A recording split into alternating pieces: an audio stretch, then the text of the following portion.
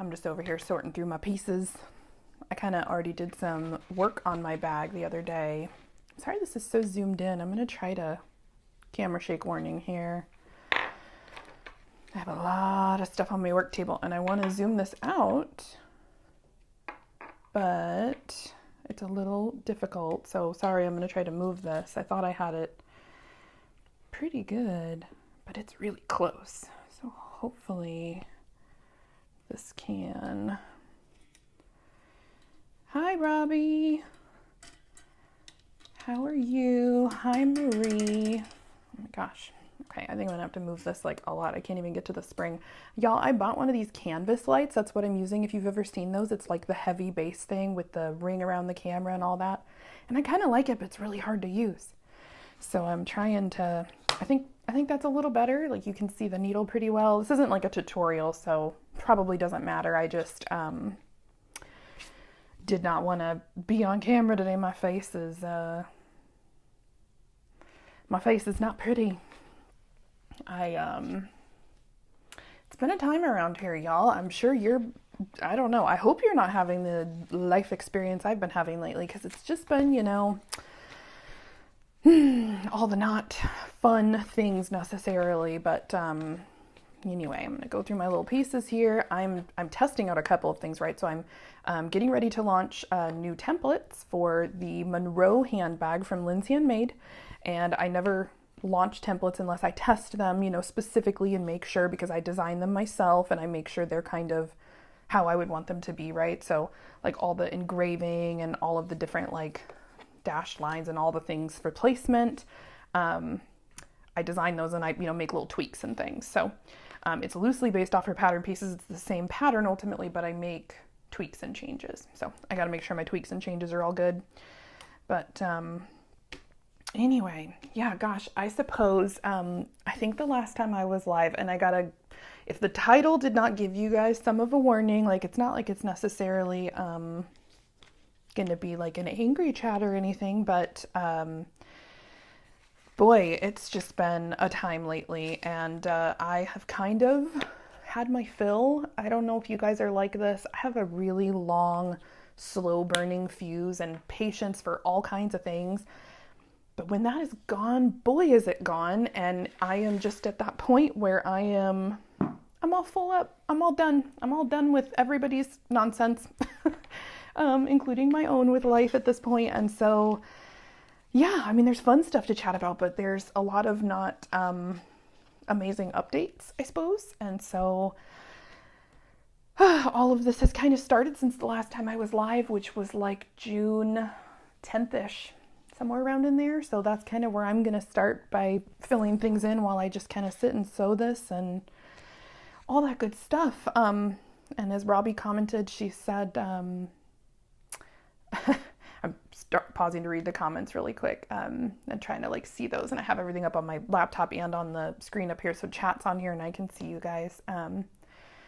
Robbie,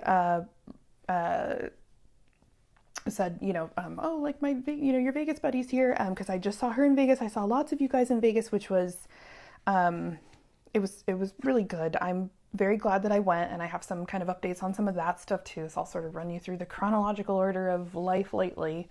But that was a, little bit of a difficult trip for me for a few reasons that I didn't necessarily divulge, just because nobody wants to be the guy, the girl, the person who, just doesn't have a lot of good news, and I hate that, but yeah, that's just been life lately. It's just not been a lot of great stuff. So, anyway, so I was live in June. I showcased the new Dynamic Leopard collection, which I had launched, and that's been amazing. You guys have loved it, which I'm so glad, because that is a, a love child of mine that I was like, oh man, like I want to, you're always nervous to release anything because you don't know if people are going to like it, but you also, it's your creative thing, right? Like you want people to like it, and if they don't, oh well, but you just want it to be good.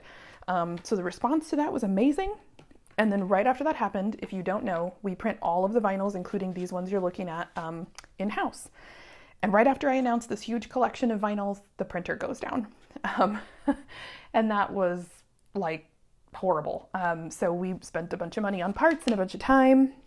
minute before I start sewing, I need to cut this handle apart, and I'll tell you guys why in a little bit. I'm really bummed because it came out really cute, the rolled handle, but as you can see, it's too stiff. And I can show you what I used when I cut it apart and learn from my pitfalls. Don't use this. But I'm going to cut this open so I can harvest my rectangle rings and start over with a different handle, which is a major bummer. Let's have a moment of silence for this beautiful handle I'm having to destroy. Anyway, so the printer went down, and it, that stunk because it really put me behind, but that's okay.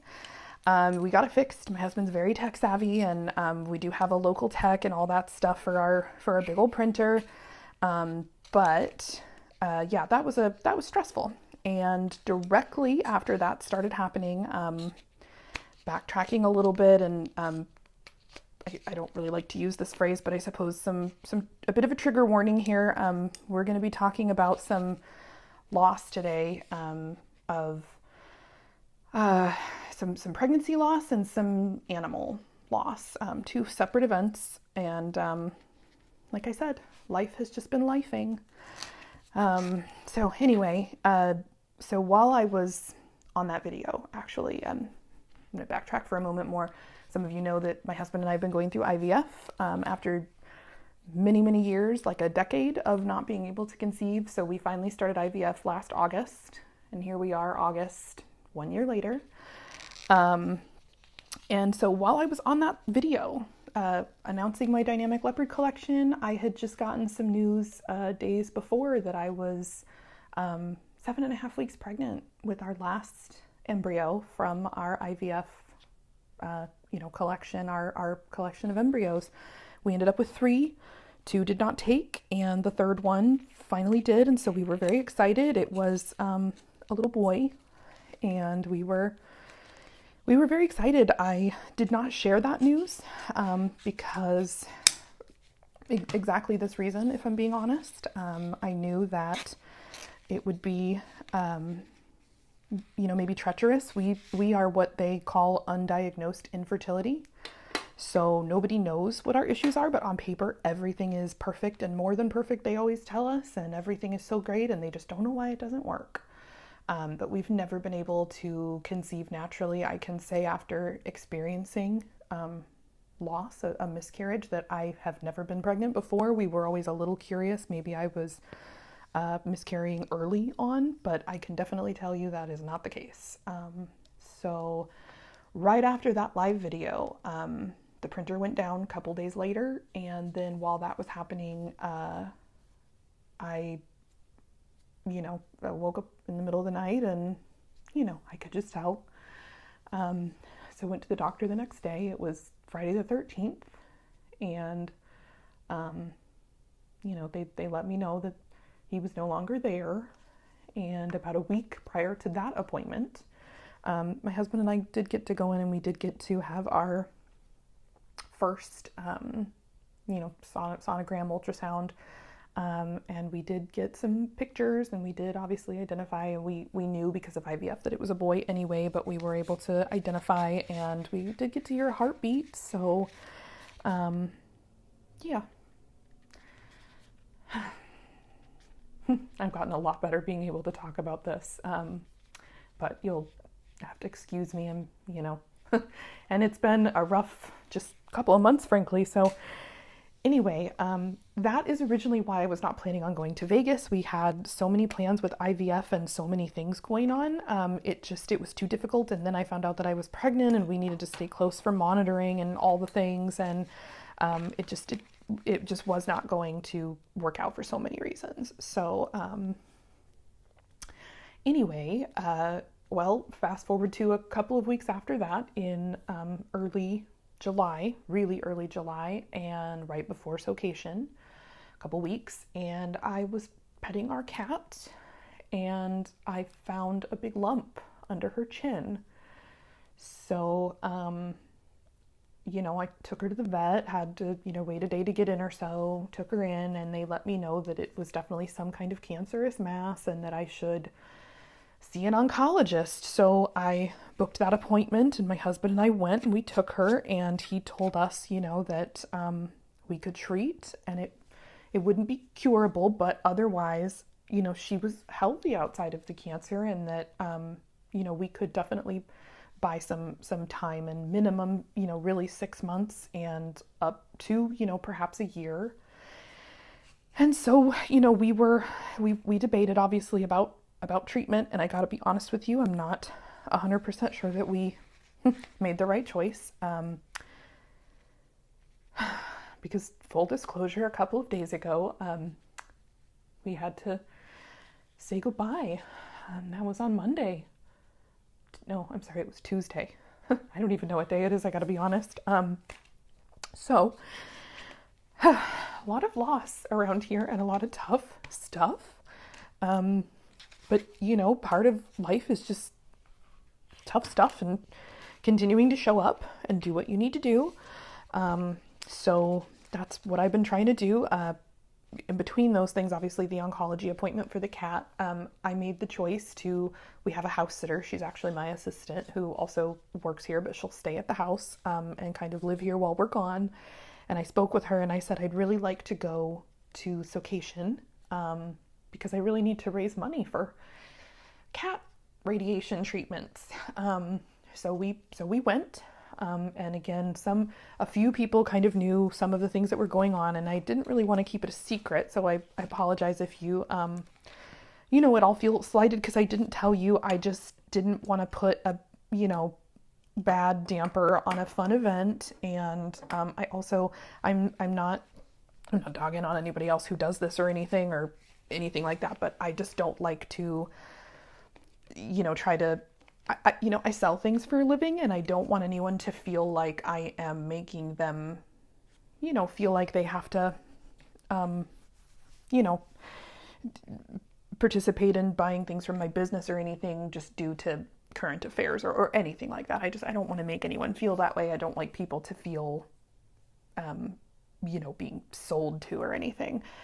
So I just didn't, I thought about, hey, we're raising these funds, we're doing these things, but I just didn't feel comfortable. So we didn't, we just kept it on the down low. A few people kind of found out on the side, and a few people knew about, my miscarriage. And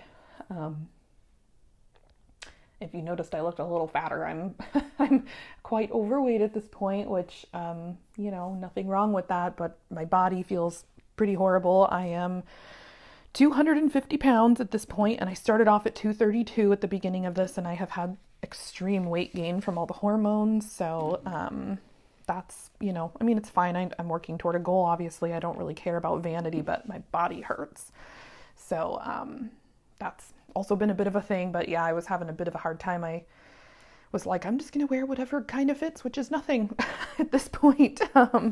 So anyway, I'm so happy that I went to So-cation. We didn't raise quite all the money that we needed for all the cancer treatment, but we raised about half. And so that was like really wonderful. And it was so wonderful to see everybody. I had spoken with Amanda prior, and, she knew about the loss and everything. And I just let her know that I wasn't sure how I was going to do. And that was another reason why I wasn't sure I could go to So-cation after just everything. I just wasn't sure that I could manage. And I was really afraid I was going to kind of ruin stuff for other people. And I didn't want to do that. So, yeah. But it was so good to see people, like all the hugs and the love and the laughter and the fun and all that stuff. It really did me very good. I'm not upset at all that we went, and my cat was in safe hands with our, house sitter, whom she sees several times a week. Do you know what? I started sewing this. I'll stop a little bit below so I can wrap my handle. This is just a baste anyway. Anyway, I started this yesterday and just kind of don't remember what place I'm at. I was kind of just doing prep work, all the it's all fun, but you know what I mean? The not so fun bits. And then I made my handle and it was too stiff. Anyway, yeah, I felt fine about leaving our, dog and cat with the house sitter, even in her, condition. She was okay at that time. The doctor assured us that there were no signs of any kind of pain or anything. And so, I didn't feel bad about leaving her. She was in the comfort of her home with a person she knows and our other dog and just all that. So that was all good and fine. But then by the time we, made it back, she was still okay, but the cancer had progressed. And I gotta be honest, I'm not mad at the doctors or anything. I don't think that they misled us, but we had this episode with her where it was cancer in her mouth and on her jaw. And, they were like, oh, every time I would ask a question, if anything would happen, they would say, oh, well, that's normal, or it's going to get better, worse before it gets better, or this is going to happen with the treatment and that. I felt like I was getting some kind of conflicting answers. And, I feel like they were being honest. I don't know. It was all very fluid. And Brenda, Everly Kleber, I don't know if you're watching, but I know you hop on sometimes. She and I had spoken over Messenger when this was kind of all first going on. And I just have to give a shout out to her. I have to thank her. As many of you know, because you've been around, we lost our doggo a couple of years ago now. It feels like yesterday. And all three of our animals, 2 dogs and a cat, dog, have always been together. They've kind of grown up together. We kind of got them all in a row, kind of a thing. And I had talked to Brenda a little bit, and I don't remember how we got on the subject, but I just let her know that I was having a bit of a hard time. And she told me, do the best you can for her, but keep it together. You can be sad after the fact, but don't let it, interrupt your time with her. And that is one of my biggest regrets about my dog when she passed. Excuse me. I was so distraught. I couldn't bring myself to say anything to her on the day when we had to go to the vet to say goodbye. And I was there with her, but I was so upset, and I was just so distraught, honestly. I just couldn't bring myself to say all the things that I had said a million times.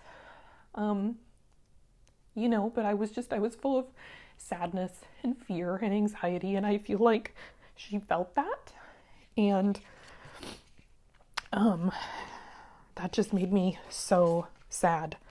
I don't think that Elise held that against me. I sure hope not, but I just hated that. I hated that was our final moments together, and I just wasn't in control, and I hate that. So, I really, gosh, you know what? I already cut this piece, but I should cut another one. That's such a missed opportunity. Anyway, so Brenda had said something to me that really was just so, amazing, and I needed to hear it and didn't know I needed to hear it. And she said, oh, never mind. I just needed to turn it around. Gosh, I'm so out of it, you guys. Okay, there we go. Duh. Anyway, Brenda had said that to me, and I've been holding on to that. And frankly, a lot of your guys' hugs from So-cation. I know that sounds kind of silly, but I just think about, people running up to the booth and smiling and, oh my gosh, hi, I'm so glad you're here, and all that, because that happy stuff is what gets you through the sad things. And Brenda saying that to me was so helpful. I'm still so sad about the cat, but I'm really proud. I held her the whole time, and she was purring because they gave her a big dose of pain medication. I'll kind of get to that, but I was able to keep it together, and I was able to say all of the things with a clear voice, and tell her all the things I wish that I had been able to say to my dog at that moment. And gosh, that helped a lot. So yeah, it's been one of those weeks. And long months. I feel like I've lived a century in the last month and a half. But anyway, we went to So-cation. We raised half the funds, like I said, and we did start treating. We got through half the treatments. There were 5 radiation treatments. We were supposed to be doing number 3 on Tuesday.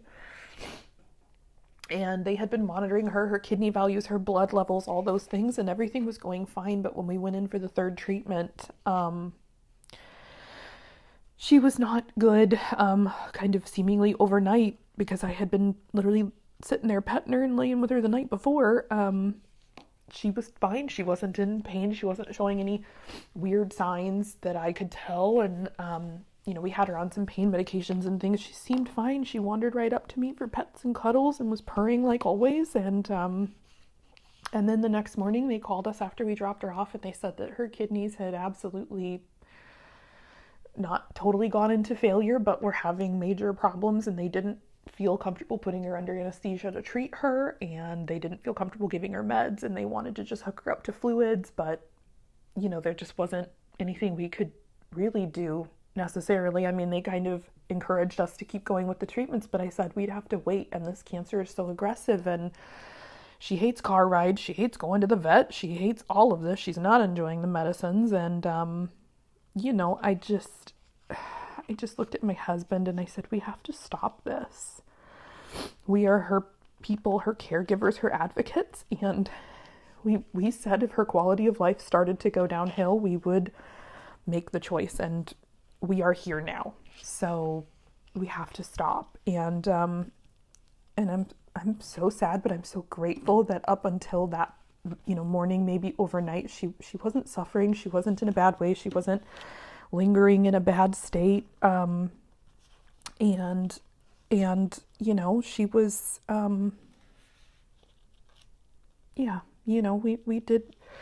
we did the right thing. I know we did the right thing. It's just hard, and I miss her, and we just have our dog now, which is still great, but he's kind of depressed and weird, and rightly so, and it's just been very somber, and it's been rough around here. So, if you're also having a rough time, you're not alone. It doesn't make it any better, but you're not alone. It's just been kind of cruddy.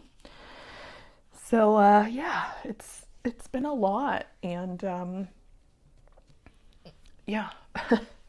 just the regular day-to-day stuff that kind of stinks, and then like the extra crappy stuff on top of it is a big bummer, to put it mildly.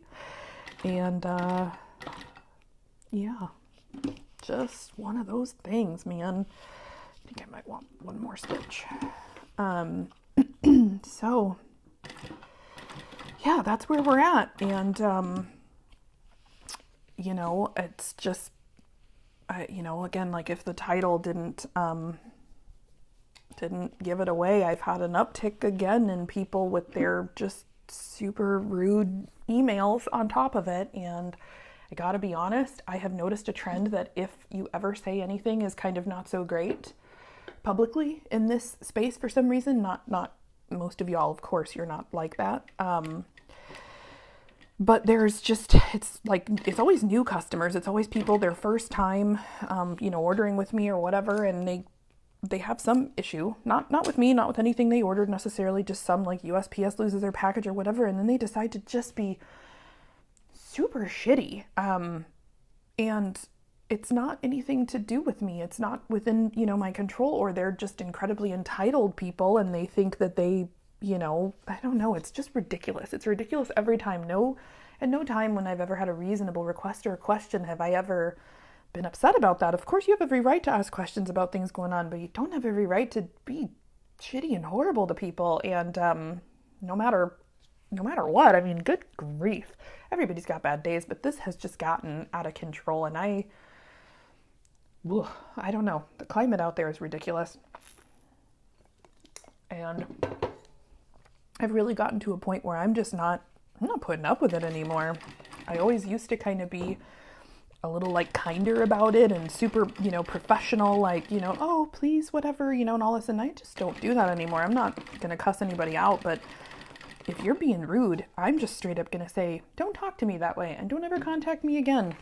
Like, we're done here. I'm over it. And I will not hesitate to say directly why. Like, you don't get to come into my inbox and speak to me that way for any reason. It's not justified. It's never justified, but it's really never justified in this case.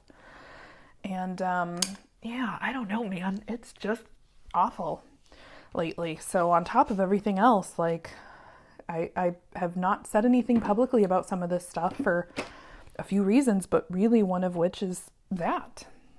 Because people seem to like descend on you when they figure out that things are already not so great. They like choose that as a time to stick it to you. I don't know what the deal is with that, but it's some kind of very creepy something, I don't know. So anyway, I want to pull up this live video on my laptop over here, just so I can moderate comments and things. Last time I was live, we had quite a really not so nice troll person on here. Wasn't a member of the sewing community. It was just a creepy guy saying all kinds of creepy things. So then I'll be able to,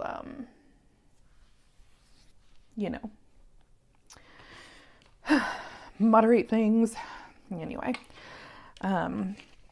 small sewing break. I, already did this quilting the other day, this variegated thread. I needed some kind of a pocket accent, and you guys know I like to be really extra on my bags, but I just kind of have it in me right now, and I'm mostly doing this to test templates, so I, wanted to make sure, like, the pockets are correct and the accent's correct and all those things, and less about, I'm going to keep the bag for me, but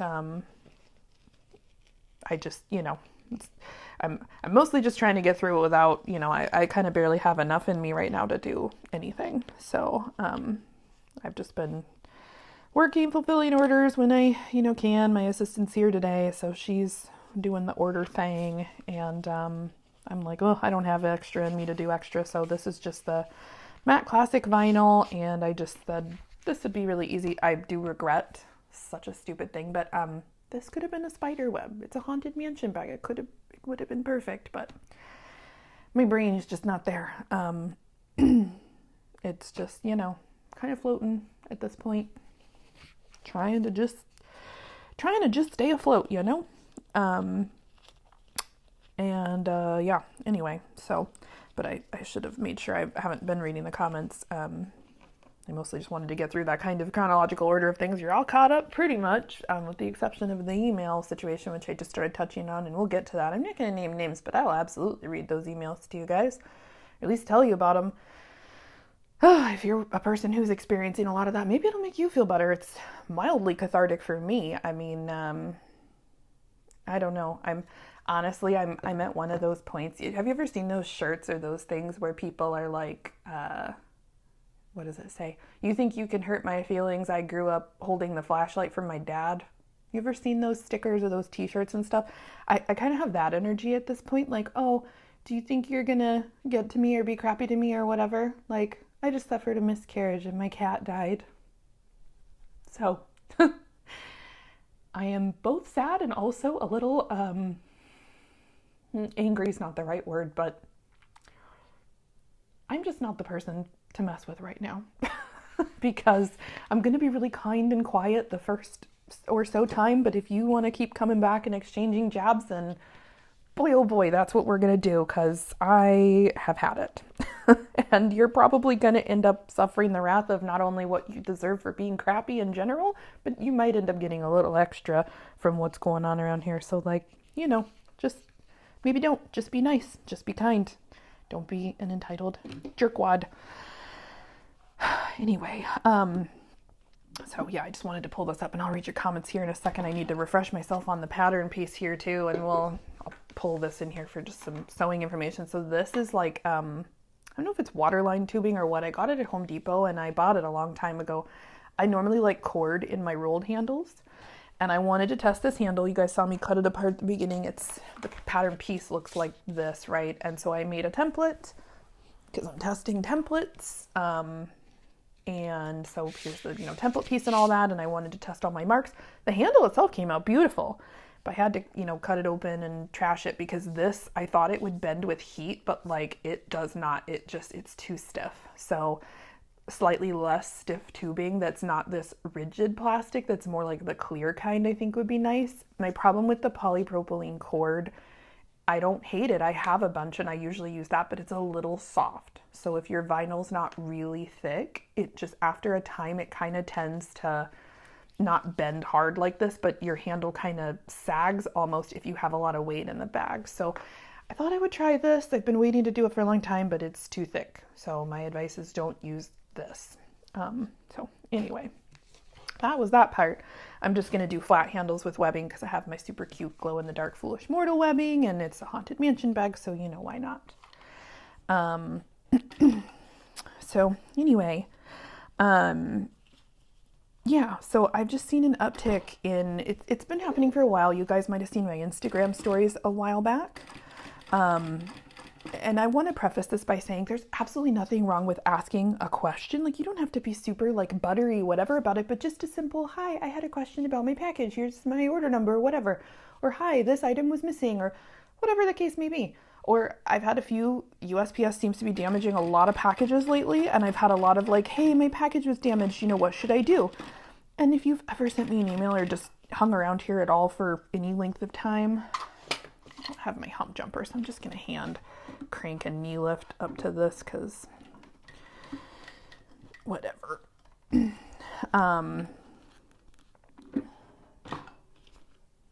think I want one more stitch there. I lost my little, I don't even have a hump jumper. I use a broken clothespin. It's the best hump jumper, but I don't know where it is, so whatever. We're going to make do. Not going to be my best work. I don't really care. Anyway, so yeah, just at any time, again, you don't have to like butter my biscuit. Just like, don't be a super like prick, please. Like, good Lord, even on my best day, like nobody deserves to open their inbox and have a bunch of nasty grams. And just, there's a nice way to ask things and there's a super rude, horrible way. And I suppose that's going to lead me into my first email this morning. Julia, you know who you are. You're probably not here. I hope that you're not. I really don't care. Julia wrote in and just copied her, order, which was a roll of waterproof canvas, and then wrote 2 short sentences. Where is this order? I'm never placing another order with you again. That's it. And I thought, oh no, I missed a retail order. Oh my gosh, let me go look this up. Like, I wasn't pleased with the way that she said that or anything, but I was like, what in the world could have happened? Like, this is an old order and we would have done this. I mean, you guys know I pretty much ship same day at all costs. I've been a little behind lately having the cat issues, but I mean, maybe 24 hours, unless of course you have templates or something else that can take longer. Prints sometimes take a day, but either way, we ship really fast. I'm like, what happened? What's going on? I look, she's got tracking. Her order was placed on August 5th and it was shipped on August 5th and was moving through the system as of August 5th. She didn't wait an unseemly amount of time. She didn't have any issues that I could see. The order was taken care of the way that it should have been. And I just thought, wow, first of all, there's a nicer way to ask that in general, but this is absolutely ridiculous for any grown adult person. Like, you get tracking, and if you didn't get tracking, there's a nice way to ask for it. There's a way to be and just a way to not be, and holy crap, that is not the way to be to anybody. I don't really care if it's me or somebody else, and I have long said this. I've removed people from my group and refused to ship to them if I see them out, like, in the bagosphere community in general, being crappy to other people. You know what? If you like being a bully or being mean or just being nasty or whatever, like, okay, man, that's your prerogative, and I hope you enjoy that. But I will not. I just won't service you. I won't take your money. I won't even interface with you. I will just remove you from like my vision basically and just move on with life. It doesn't happen all that often, but I do see people, and I have had people in my 6-ish years of business, public facing at this point, where I just had to be like, enough, man. I know If we had a brick and mortar store and they came in there and were accosting other people the way that they do online or whatever, I would tell them to leave. I would. And I would say, I'm not taking your money and you're not getting service here, and get out. And so this is really no different. And I've said that. I have that posted in my Facebook group. I have that all over the place. And I'm pretty public about that. So this is no different. And I have said that if you're rude to me or mean to me or anything else, and that just goes beyond the pale, like, I just won't, I don't need you here. And I really don't want you here. Like, go away till you can be nice. So that being said, I wrote back to Julia, and, people will say things like, oh no, what if there are screenshots out there? Go for it, Julia or whoever else. Absolutely. Because I did not say anything to you that I wouldn't say directly to your face, and that I'm not perfectly at liberty and happy to say. And if I were watching this play out with someone else, I'd be like, good for that person. They need to stand up to it. We have got to start calling out this kind of crap and saying there's a way to be, and this is not it. And I wrote back to Julia and I said, hi, Julia, you receive, tracking, and you have $100 worth of insurance. And, if you have an issue with USPS, I'm sorry, but you'll need to, take that up with them. Once I ship things, there's nothing that I can do. This is shipped as of the 5th, according to your tracking, and, yada, yada. I gave her the rundown. And then I responded to her last comment and I said, if this is how you're going to speak to me, please don't place any more orders with me. I will not be fulfilling them anyway. Nobody deserves to get treated the way that you're treating me, a fellow human being who did their job and did exactly what they were supposed to do. And I hope that other people treat you better than you choose to treat them. And that was it. That was the whole email. That was my response. And that will always be my response, or some semblance of it. If you message me and are acting like a jerk, then you're going to get right back what you are giving me. Like, I'm sorry. That's just how that's going to be.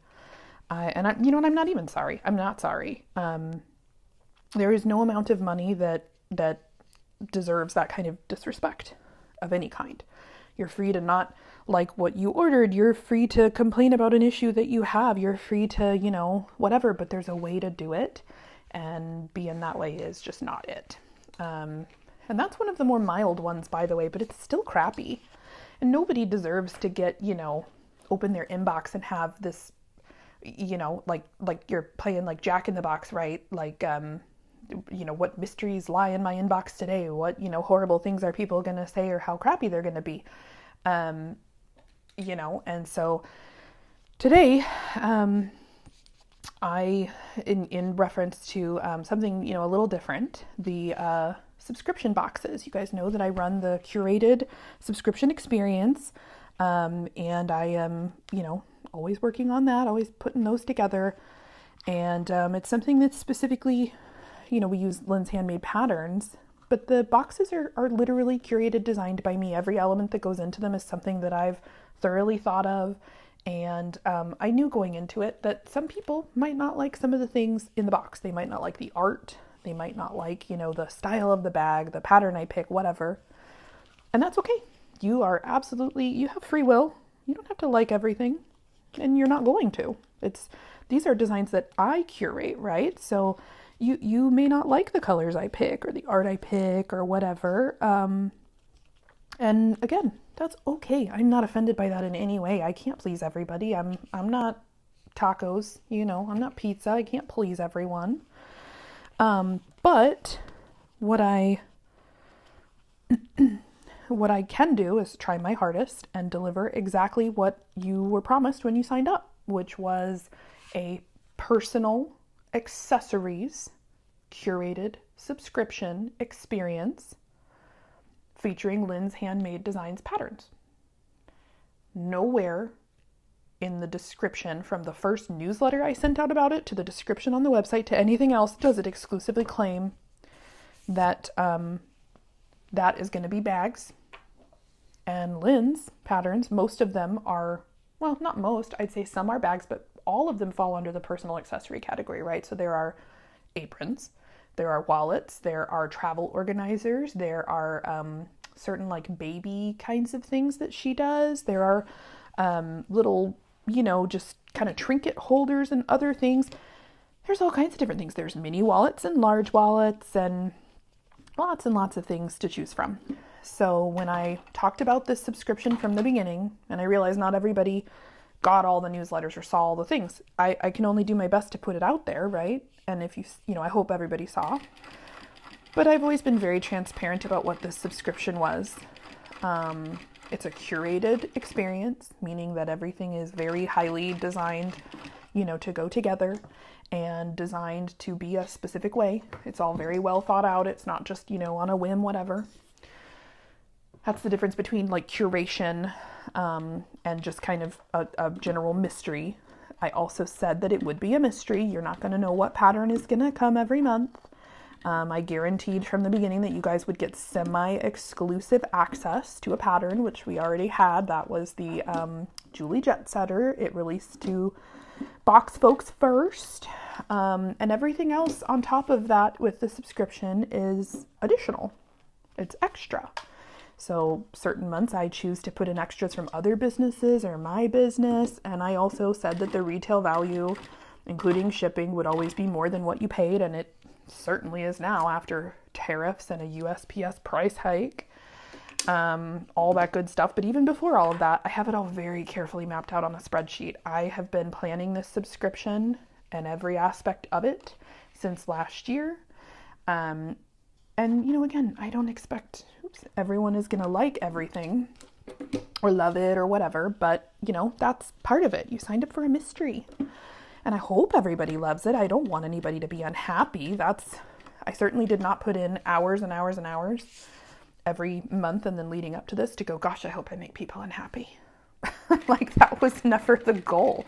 The goal was to do something fun. I did not put my foot down, but that's okay. Must have just came out all right. I forgot to put my foot back down. So, again, I'm not offended that people don't like it. I am not offended, but I have one person. I will say this person seems to think that everyone out there is raging against the subscription box that is just arriving, but it's just her. She has gone through my group, Linds's business page, and now my email multiple times, just absolutely bitching and complaining. She's super unhappy about her box. She's mad that, spoiler alert, if you didn't get your box already and you're trying to keep the secret this month, plug your ears if you don't want to hear it. This month is the Erin Apron, and for a very specific purpose. I know that that's a Lynn's pattern that a lot of people maybe did not have, and as part of the subscription, you get the pattern. So I wanted to do something that was a little different. We've already had 3 months worth of bags, and we're going to have more months worth of just bags. A lot of these folks are beginners, and they're working with vinyl for the first time. They're working with all these different materials for the first time, and I wanted to do something different. Every single month, Blossom's subscribers receive a letter that I write and hand sign each one. That's not a digital signature. And I explain my kind of thought process behind that. I talk about the art that I choose for each box and why I chose it. I try to give you a little background on it if I can. There's lots going on with the subscription, and it really does purposefully go beyond just here's a project, sew a thing. There's lots of extras here. And again, it's okay. It's not for everybody. And I don't expect that it should be, I want people to sign up and I want them to enjoy what they are having. But, she did not enjoy her apron. She's pissed about it, and that's okay. You have every right to be pissed about it. And I'm not sorry, I guess, that you're pissed about it. I didn't aim to make you angry, but, so she's in my inbox and on Linds's page complaining about, all kinds of aspects. On one post, she's saying, well, I can't fold this and put it in a drawer. Okay, well, for one, yes, you can. And for two, okay, then don't. You can't fold a purse and put it in a drawer either. So she's angry about that. And then she's also upset about, in my email writing that, well, the minute I go outside and try to use this by a barbecue, it's going to be toast. Or I open the oven and it's going to be toast. Well, for one, that's not true. That's an untrue accusation. This is actually marine rated outdoor boat vinyl. It's made to be in the sun. It's made to be outdoors. It can withstand all kinds of temperatures. And also, if you're getting that close to a barbecue grill or an oven that your apron is getting ruined, back away. Like, no apron would withstand apparently what you're trying to do. That's just a little personal advice from me to you. So, she's very upset, and, again, that's fine. Full disclosure, she already canceled her subscription, which everyone is entitled to do as long as it hasn't billed yet. You can cancel it anytime. And if you're not enjoying it, then I encourage you to do so. I don't want anybody to leave. But if you're not enjoying this, then you should go. Every single box this month, as always, received a letter explaining, the forethought behind this and why I did what I did, and why we were doing this and all that. And I'm gonna have to check the pattern here at this point because I don't remember where in the world I'm supposed to be. I've got liner pieces, and I think these were supposed to be handle accents, and I opted to just do webbing on here. So I don't think I actually need those, but I should match up my little template pieces and make sure. And I got my base done with my little bag feet. So I think, oh no, these are my zipper panels. That's what these are. I haven't made my zipper panel yet, so maybe I should do that here. But I'm still going to need to refresh on my pattern because I can't remember how much I need to cut. I'm just going to go kind of boring with gunmetal, but I think it goes well with everything else. I wish I had purple with gunmetal because I didn't actually use any black on here, but I think that'll be purty up on top. Just a little showing. Anyway, yeah, so, back to all of that. Again, I am not upset with this person. What I am upset about is the way that she is going about all of this.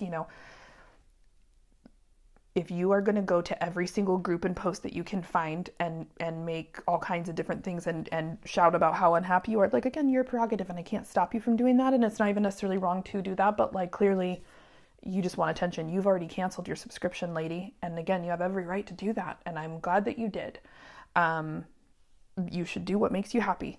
That's, and I guess if yelling about stuff all over the place and, being kind of rude to the pattern designer and rude to the person who put this box together and worked really hard on it, you have every right to be disappointed. You have no right to be rude. You have no right to be demanding. You have no right to be entitled. And furthermore, I have always been very transparent, and I try so on purpose for multiple reasons. I don't want to set myself up for failure, and I don't want to set anybody else up for failure. So, yeah, it makes zero sense to me, it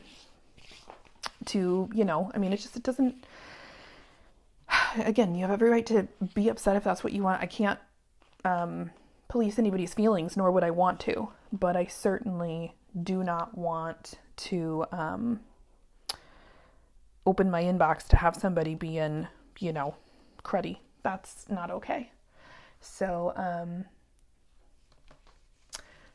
it just, again, there's a nice way to ask things. There's a nice way to even issue disappointment and say, hey, I ordered this and I'm disappointed in what I received, and maybe I didn't understand, because again, that's part of this. She didn't understand what she was getting into. She wrote, all this stuff about, I know all of Lynn's patterns. Okay, well, this is a Lynn's pattern.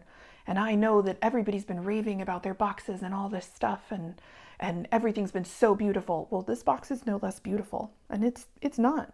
It's got everything in it that every other box has had, plus a lot of other extras. And full disclosure, not that I need to justify anything, but like I said, I have spreadsheets for each one of these month's boxes for the retail values and the shipping values and all that stuff. This is the most expensive box in the entire collection. It costs over $13 to ship each one of these boxes. Just the shipping. That's it. It's the most expensive vinyl, the most expensive hardware, because the buckles that came with it are fully custom, color-wise and custom, made. It's the most expensive box because of the size. The box itself, the just white box it came in, was expensive too. So, again, I can't force anybody to stay, nor would I want to, but I can stand up for myself when you email me nasty things and are super nasty and rude about it, making a lot of accusations, unfounded things. She's written to me multiple times in another email, well, I'm not the only person who's upset about this subscription. Really? Because you kind of seem like you are, and you don't get to speak for other people or, pull that in and say, oh, well, I have a right to act this way because XYZ. No, you don't. other people can be upset too if they want to, but I haven't seen anybody, come across and say anything. This woman also said in her email, well, let me know. This is funny, like there are timestamps on everything so I can see your activity. You sent me this first crappy email being really nasty and rude after making a comment in the Facebook group first where you didn't get any attention. So then you took to email, and then you took to Lynn's page as well and said something on her business page.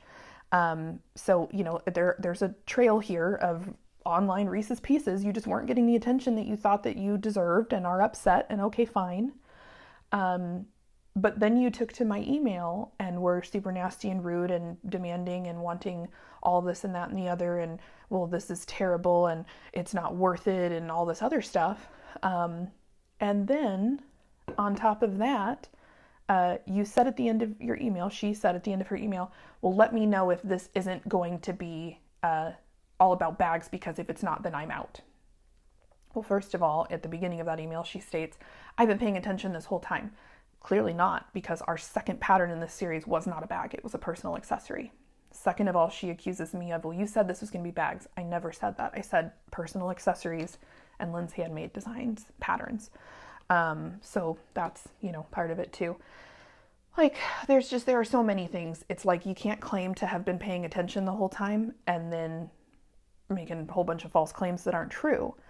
And then furthermore, she goes on in another email to demand, I demand a refund and I'm sending this back ASAP. Give me the address and all this other stuff. And I said, well, at that point, I had already responded to her once, and I just said, well, it looks like you've already canceled your subscription. So it doesn't matter if I told you before she ever wrote to me, she had already canceled. So you just wrote to me for attention. And again, that's fine, but I just responded the first time and said, it looks like you've already canceled your subscription. Have a great day. I mean, what else am I supposed to say? You're unhappy you left, and you have every right. So, okay, have a great day. That's the end of it. I didn't want to not respond to her. That's not right. But at the same time, what am I supposed to say? So, that's where we went with it. And then she responded back and with all this, well, I'm not the only person who's upset about this and all kinds of other stuff, and, just saying all these things. And I demand a refund and I'll send this back and all this. And I said, look, the subscription cancellation policy and my full policies are right there on the listing, very clear that there are no exchanges, no returns, no refunds at all, period. Once it's billed, that's the deal. And again, if you had been paying attention, it says upon agreeing to check out to this, you're agreeing to this policy. It's very clear. And that's it. So you can't sit here and claim to be paying all this attention and knowing all these, and you didn't even read what you were getting into. And that's unfortunate. I'm not going to say I'm sorry, because I'm not. I didn't do anything wrong, but it's unfortunate that that's the experience you're having, and then you're putting it off on me and being rude. You canceled, you left, our business is concluded at this point. You ordered a mystery curated experience box with a Lynn's handmade pattern for a personal accessory. And that's exactly what you received. And then you canceled.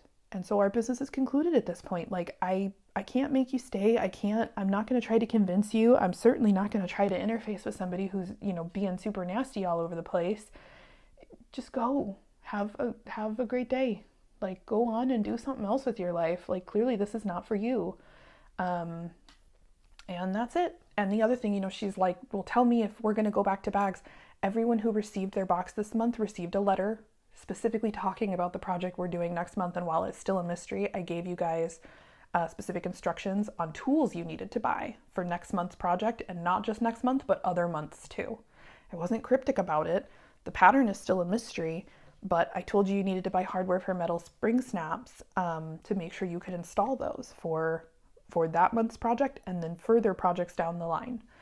So, I can't help it if people don't see all the information, but I give it to you. It's right there in the box. It's not even a QR code letter, guys. I literally print out a physical copy of a letter that I write and I sign it and fold it and put it in the box. So it's all there. And even when we talked about this bag leading up to it, new subscribers wouldn't have known, but I put a hint about it in last month's letter, that we were doing something different this month and we were pivoting. And I even said in this month's letter, we're doing a pivot. We're taking a little breather from bags, but we'll be right back to bags next month. Blah, blah, blah, blah, blah. Let's talk about everything else in the box. So anyway, there's a way to be, there's a way to not be. And, that's, I'm continually appalled at the entitlement and the audacity of people. I've had a few over the last, many months, I'd say probably the last 6 months, and I've been in business for years and never had these issues. USPS seems to be causing a problem. Sorry, I'm going to read this pattern real quick. So I'm over here just kind of reading need to check my handles. Let me see. Rolled handles, flat handles. So like 17 is what we want, but I'm going to cut these a little bit longer because I'm going to add little bits at the bottom to cover my webbing, because I'm doing all webbing for my handles. So anyway, yeah, I'm not at all offended if people don't like anything they buy from me, honestly.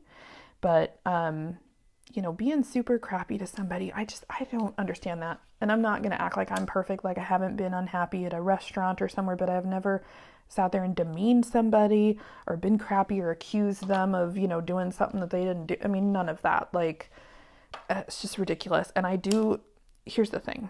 I know some of you are thinking, well, why interface with these people at all? And I totally get what you're saying. And that I go through that same, I kind of burned these, but that's okay because I'm going to cover them, so I'm not real concerned. I wanted them to be really, really melty instead. I hear what you're saying. I really do. You're like, why interface with these people at all? And I've thought about that multiple times. For one, I truly think that these folks walk around the earth like this all the time, and I do not think that I'm the first person that they've spoken to like this, nor do I think that I'll be the last. But I do have to tell you, as a person who, interfaces a lot with lots of people, when you call the behavior out for what it is, and you just kind of slap them on the wrist and say, no, you don't get to talk to me like that, be gone, kind of a thing. I will tell you flat out, I have had people in my inbox do this before, and I always respond in the same way with, you don't get to talk to me and disrespect me like that. It wouldn't be different if I had a brick and mortar store. I'd tell you to leave. And they will write back to me and apologize and tell me, you know what, I was really rude. I'm sorry. Honestly, as they should. And I could cut this with my rotary cutter, and I probably should, but I don't feel like getting up and dealing with that. I just want to make some little strap ends is all I'm going to do here. So I just want to mark this off at an inch. That way I have a 1/2 inch. Use my super cute heartwood and hide ruler that came exclusively in one of the month's boxes as one of the fun little added things. So anyway, which by the way, if anyone's curious, this month in the box there were there was a set of a freebie and then an additional freebie that kind of went with this whole thing that I created and designed and whatever. And again, everybody's free to not like what they don't like, but it's not like it was just an apron, which again would have been worth the cost anyways from the cost of the materials and the shipping and all that good stuff. If anybody doesn't know, the curated experience, by the way, is an all-inclusive. So no matter where you're shipping to, it's just included. Everybody gets the same thing. Annual tier subscribers, people who prepaid ahead of time, they get some additional freebies some of the time for paying in advance. But largely everybody gets same thing. They get discount codes from my business, other business every month, in addition to a full-on cut and sew for their project, whatever that may be. And then they get everything that they need included, except tools, to complete their subscription. They get a copy of the pattern included. They get a full video tutorial for that pattern as well. And then, I usually write the letter and stuff like that in addition, just to give context and community and all that good kind of stuff. So there's one little square there. Anyway, and then, Jade custom made these from Heartwood and Hide for the group of subscribers, and everybody got one of those. It's a custom little ruler that was only available for us that she and I designed together. So anyway, I'm not out here not putting thought into this stuff for good reason. But okay, so I need one more of these little guys. I'll tape them on. lazy sewing at this point. Lazy. Could have done that on my rotary mat and all that, but I'm just not getting up. Okay, and you are supposed to put your handles on, ahead of time, but I'm just going to bend these back, and that's not too big of a deal. I want to make sure my webbing is, put that one on the front, I think, because I like that one best. Anywho, I kind of lost my train of thought. I was, just talking about these emails in general and the box. And the box is part of it, but honestly, this is the first email I've ever had. I did have one person politely, because again, there's a polite way to do things. She politely inquired at the beginning of this, and she clearly had missed some of the information, because I always said from the beginning of this, we don't do extras in this box for 2 reasons. When I decided to do a curated experience, I gathered, lots of feedback from folks. And one of the things I saw overwhelmingly was people said, I don't really like getting extras in my curated experience because, like, let's say I only need a half a roll of canvas or 3/4 of a roll of canvas to make a project. I don't like receiving a bunch of extra when I can't actually do anything with it, right? So if I only need, I need 3/4 of a yard, but they sent me a whole yard, I end up with extra stuff in my stash. And for stash building, that's great. But for a lot of people, they're like, I have enough in my stash and I don't want extras. It was really given, the information to me was that it was kind of more of a curse than a blessing. And personally, I have to agree with that because I've been a member of a few subscriptions and that was part of it for me. I was like, I just don't need this extra stuff. At this time, I can't do anything with it. I can't make a whole project. So now I just have to buy more stuff to match this thing. And then what if I can't buy it or find it? It became a hassle, and I didn't want that for my subscription. So I made the choice, and I was very clear about it from the beginning. You will only ever receive exactly what you need for your project. And you also will be receiving, turn my stitch length down a little bit here. You'll be receiving a cut and sew every month instead of just a loose thing of vinyl, and you don't have to cut all of your pieces. It's kind of done for you. You have to cut them out, but you don't have to do a bunch of extra work, right? So that was the deal. And I, again, was always very, very transparent about that. One person did write, and she inquired again really politely and just said, hey, I was wondering, there's not extras in the box and that's not normal for other subscriptions. And I said, well, it is normal for this one. And here's where you can read about that on the listing where it says, and also it was in the newsletter, etc. And I just said, I hope that you continue to enjoy the subscription, but you're never going to receive extras here because this was the feedback we received. And so this way you don't have to keep a hold of a bunch of extra stuff. That was it. So, and again, that was a nice, polite exchange. I have no issue ever answering questions, ever. I just have an issue getting talked down to and being treated like crap and accused of doing wrong things or not what I promised or whatever else in a not so nice tone, and getting, scary Jack-in-the-Box emails where you get into your email inbox and, again, you're like getting attacked by somebody. Like, that's not okay. Ever.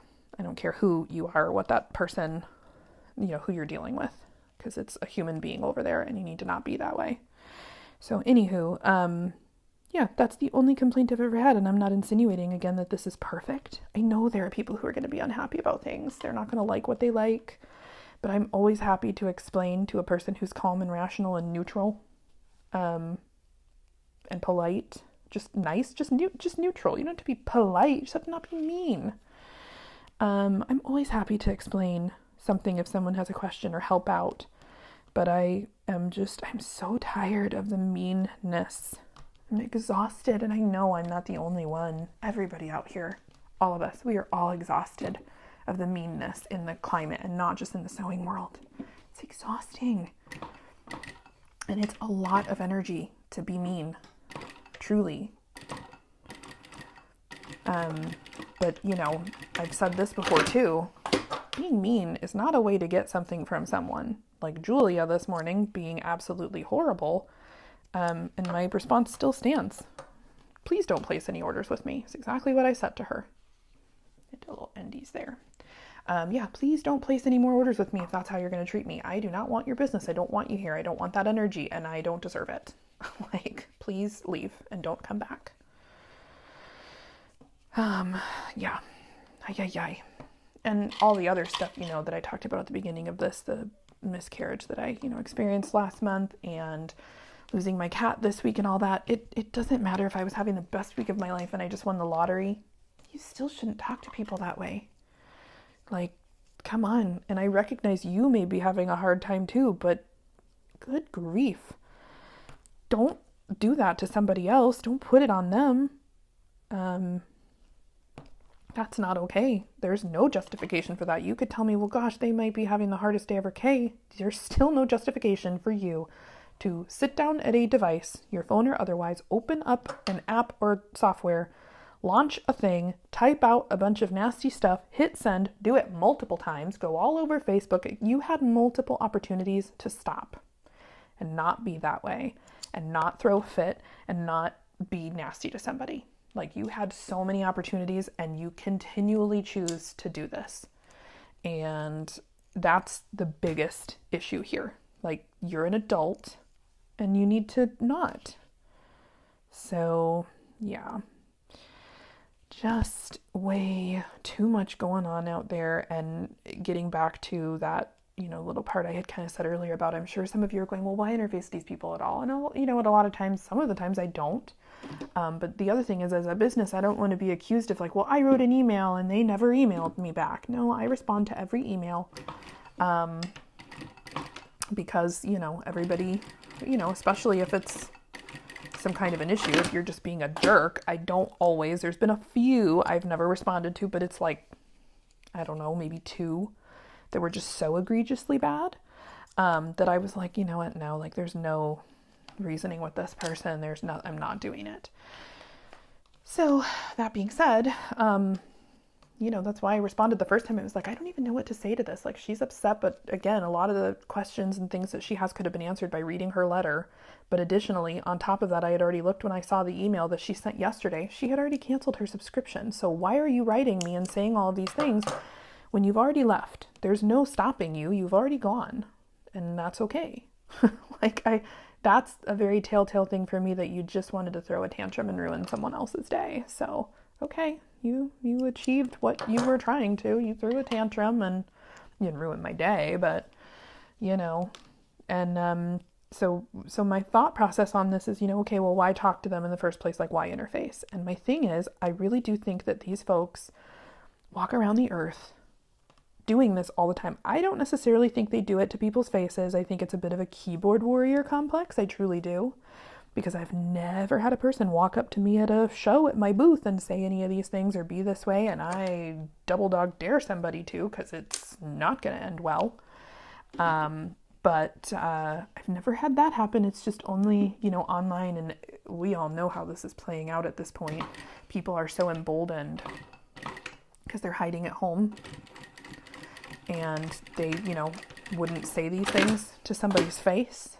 But they sure love to do it online, man. They really think that's okay. And when they're called out on it, in my experience, most of the time, I don't think this person will, and I really don't care if she does, but I have literally had people write back to me and say, you're so right. I'm so sorry. I shouldn't have said that to you, or I shouldn't have behaved that way. Or I really apologize and I'd still like to be a customer. I've gotten that one a couple of times. And my response has been, well, thank you for apologizing. But, and I've literally said, it depends on the situation and what, happened. One person kind of, I don't know if she meant to, but it certainly came off this way, where she flat out accused me of not sending her product. And it was for a pre-order, and we were well within the turnaround time of the pre-order. And I said, excuse me, like, you don't get to talk to me that way. I've done nothing wrong. Your order has not shipped because no one's has shipped, and you need to read up on this, please, and don't talk to me that way. And I literally just instantly refunded her order. And I said, I've made the choice to refund you because I will not be spoken to that way. So, goodbye, have a great day, whatever. And that was the end of it. And for me anyway, and she wrote back and she said, I'm so sorry. I can understand how that came off so rude. And it was rude and I shouldn't have said that. And, please, can I be a customer again? And I said, thank you for responding and taking accountability and apologizing. And, yes, I appreciate that. And I will, reinstate your order. And, it takes a lot of courage to own up to your stuff here. And so thank you for doing that. And, that's the mature way of dealing with this stuff. It's not exactly the prettiest on the back, but again, I don't care. I'm not really doing this for handles and whatever. I just want to assemble the bag. So anyway, I don't know. I do truly believe that if we let folks just wander around and continue to act like this and be this way, I think they continue to do it. And I think they need to understand that there are consequences, even if the consequence is just you getting a rude email in response to your rude email, right? I mean, that's a consequence. But in other consequences, you will not be buying things from me. You will not be ordering things. I highly doubt you will, but I've had some people try to come back and pretend, and nope, I will just refund your orders. You will not be using my products. You can shop somewhere else. There's plenty of other stores. Not all of them have what I have. I have lots of exclusive things, and I have a great turnaround time, and I do provide the best customer service I possibly can. And, you lose out on that if you're going to treat people that way. By the way, this art, super cute. If you were at So-cation and you bought a mystery box, I sold a few, just like 5 or 6 mystery boxes, and this vinyl was in it, and it glows in the dark. And then this webbing, my Foolish Mortals webbing, the text glows in the dark. And I'm using my new thread, which I think goes really perfectly with this. It's got the right colors, the Cruel Summer thread. It's turning out to be quite the cruel summer indeed, is it not? Anyway, that's, these emails. I just don't even understand. There's my other handle. I don't know. I don't know what possesses people. Again, I'm not perfect. I've definitely had my fair share of interactions sometimes where I go, oh, I could have been nicer there, or I shouldn't have said whatever, or something, along those lines. I've definitely had those things, but, not like this. And I certainly never have lambasted a company, small company or big or otherwise, for, USPS's error with my package or anything else. A little while back, I had a woman, I'm not sure what was going on here. I don't know if she was confused or what, but when you order from me, my website generates a email that is sent to you, right? And it says, here's what you ordered and it'll be on its way soon or whatever. And it generates those automatically for you to get tracking and other things. And in the case of this one, it sent her the, generated email like it was supposed to, whatever. And that's where your tracking is at. And when you place the order, you get one. When it's fulfilled and it ships, you get one. I think you get one when it's delivered as well. It's all automatic. So you've got lots of opportunities. And,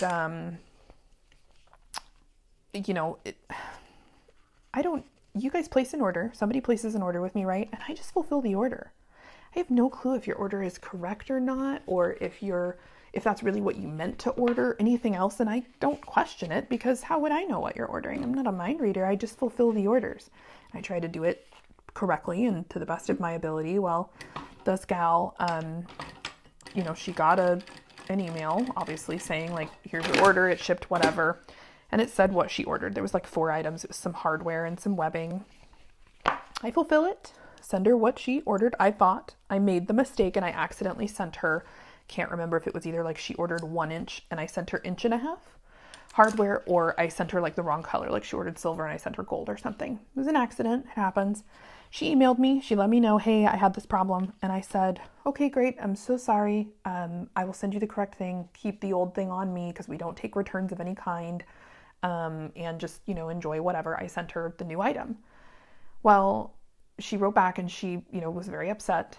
And I get this, a mistake was made the second time and another wrong item to like replace something was sent. And again, I don't exactly remember, but there was a secondary mistake. That's the first time that's ever happened to me, where a mistake was made and then a second mistake was made sending the other thing. I felt terrible. And I said, I apologize. I said, I'm so sorry. I will personally check this. And I, can't believe that this happened again, but I truly apologize and let me send this to you and da-da-da. And I did, and all that. Well, then she emailed back again, but then that time she accused me of sending her the wrong thing again. And I thoroughly looked through these emails and everything to make sure, she said this thing was missing. That's what I sent her. And I really sorted through this because it got very confusing. And this thing she was accusing me of not sending her, she never ordered. It was never on her order history, not in a single place on my website, on her emails. It didn't exist. And I said, I'm so sorry, but I apologize. Could you please show me on your orders anywhere, a receipt somewhere? Did you use a different email where you ordered this thing? Because I don't see that anywhere. So I wouldn't have sent it if I, don't see it. It definitely wasn't part of this order that you sent me because these are your emails. This is your receipt, da-da-da. And then crickets. Like I get nothing from her. And because obviously she was not correct, and that's fine, but I was so confused. Obviously she was maybe confused, but she was so nasty. And it just, I am just tired of it. And I think a big part of it, I talked to my husband about this, and I said, I think a large part of it is that people think that like they can just write to whoever, a company, whoever it is, and then the company kind of turns around and is like, oh gosh, we're so sorry. Here, have a coupon for writing in and being super rude.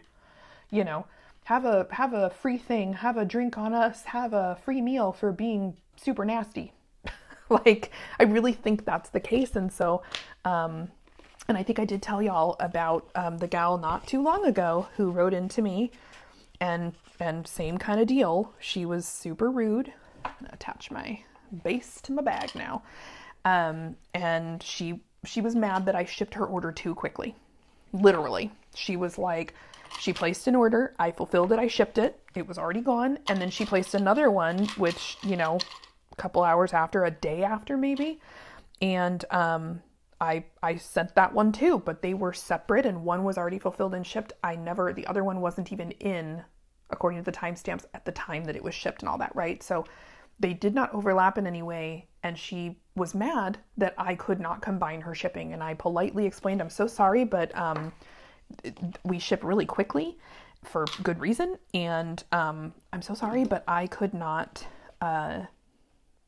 that's it. I need to check my seam allowance on this. I think 3/8. So I'm going to use my handy dandy little ruler here just to double check. I can never remember what line is 3/8 on here. It's right there. I got it right. Anyway, I want to lengthen my stitch allowance. I responded to her and I just said, I'm so sorry. I fulfill when I can. But I wasn't able to this time because they didn't overlap and I ship really quickly, and I really apologize. And she wrote back again and was super rude again and was like, well, I'm not going to place any more orders with your company. And, you should be doing this and that for me. And why can't you combine, and you should refund my shipping? And she just was so entitled and rude. And I again responded and said, I'm so sorry. I don't understand what you want me to do here. Your order's already shipped.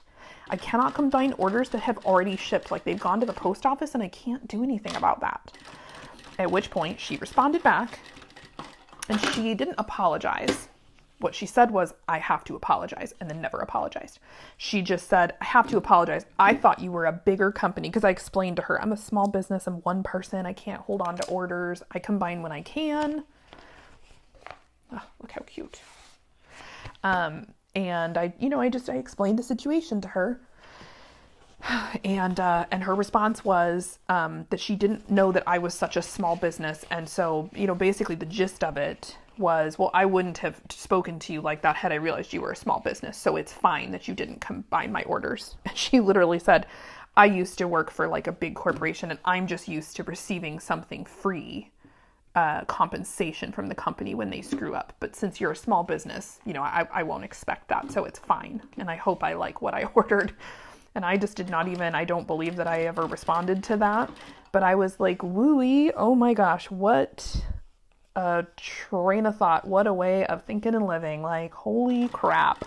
So you think it's fine to talk to somebody like this at a big company and expect to get something for free. And you were mad at me because I didn't give you anything for free and I just did what was expected of me, which was ship your order fast and send you the right product, I shouldn't have been shocked, but I was. I couldn't believe that that is the response I got. And this is my response to, well, why even interface with those people? I think for too long, the rest of the population has been turning the other cheek on this kind of stuff. Do you know what I mean? I truly do. I think the population has been letting people get away with this kind of stuff at large. Like, we just turn around and kind of, ignore them, or we kowtow to them and we say, oh my gosh, I'm so sorry. I'm so sorry. You're so upset. Oh my gosh, what can I do for you? Here, have some free stuff and a hug and an ice cream and whatever, like, I truly believe that's what's going on. And that's not okay. Like, it reinforces this super cruddy behavior, this like awful behavior of, that they're going to get something for free or whatever. And I mean, this lady even said to me in an email, well, I wrote to you and said all that stuff expecting to get something for free. Oh my God. Well, you're not getting anything for free. You got exactly what you ordered. Thanks for shopping. Sorry, you're mad about something I can't control. Like, good grief. I had, and I think I told you guys about this one maybe at the same time, because they always kind of come in bunches. I think, if I remember correctly, I think this is what we're doing next, but I'm kind of over here winging it. This bag is so fun, the Monroe. It's such a high impact little bag. It's an arm crook bag, so it's a little guy, but it's so, I think I need a top stitch though first. I do. I need to top stitch. Such a high impact little bag, but not all that many seams and stuff, like, it's pretty straightforward and doesn't need like a whole heck of a lot of anything to just be cute on its own. Such a fun little bag. You do have to say this glow in the dark vinyl. This is glow in the dark. This is glow in the dark. This glows in the dark too. And this doesn't have the fishy odor, but both of these vinyls kind of have that. It's just the glow in the dark vinyl happens sometimes. It goes away, but got a little bit of a fishy smell.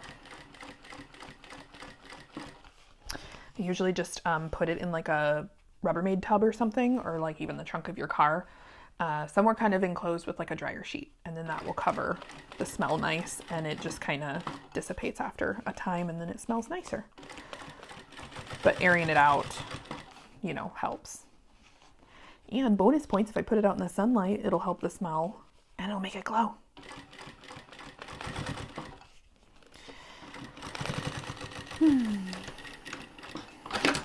Anywho, so yeah, a while back now, but at the same time as right around the same time, I'm pretty sure, had a lady who was like, well, she ordered product. She ordered webbing in a size that she, picked. Again, I don't second guess what you guys order, because I don't know what you're ordering for. I have no clue what you're doing. The order comes in, order goes out, and I try my best to not make mistakes fulfilling it. And if I do, I take care of it every time. If I can't replace it, I refund it. If I can't, if I don't have another one to send you, and I always let you keep whatever thing I screwed up on. Again, I treat customers the way I want to be treated, but I tend to treat people the way I want to be treated too.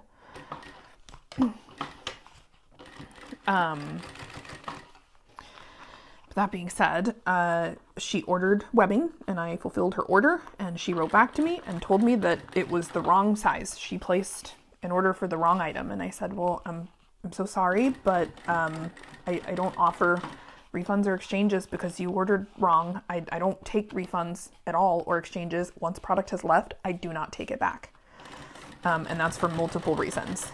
For my safety and health, I run my business out of my home, and it's a specific room in my home. I keep it all kind of separate, but I'm going to bring stuff back in my house where I don't know where it's been, And then the other thing is, once it's left my house and it's not been in my possession, I don't know where it's been, and I don't know how it's been handled, right? So then I'm not able to sell that to somebody else in good faith because I don't know where it's been. So I don't want it in my house, and if I don't want it in my house after it's left, I wouldn't want to send it to another customer, right? That's just kind of,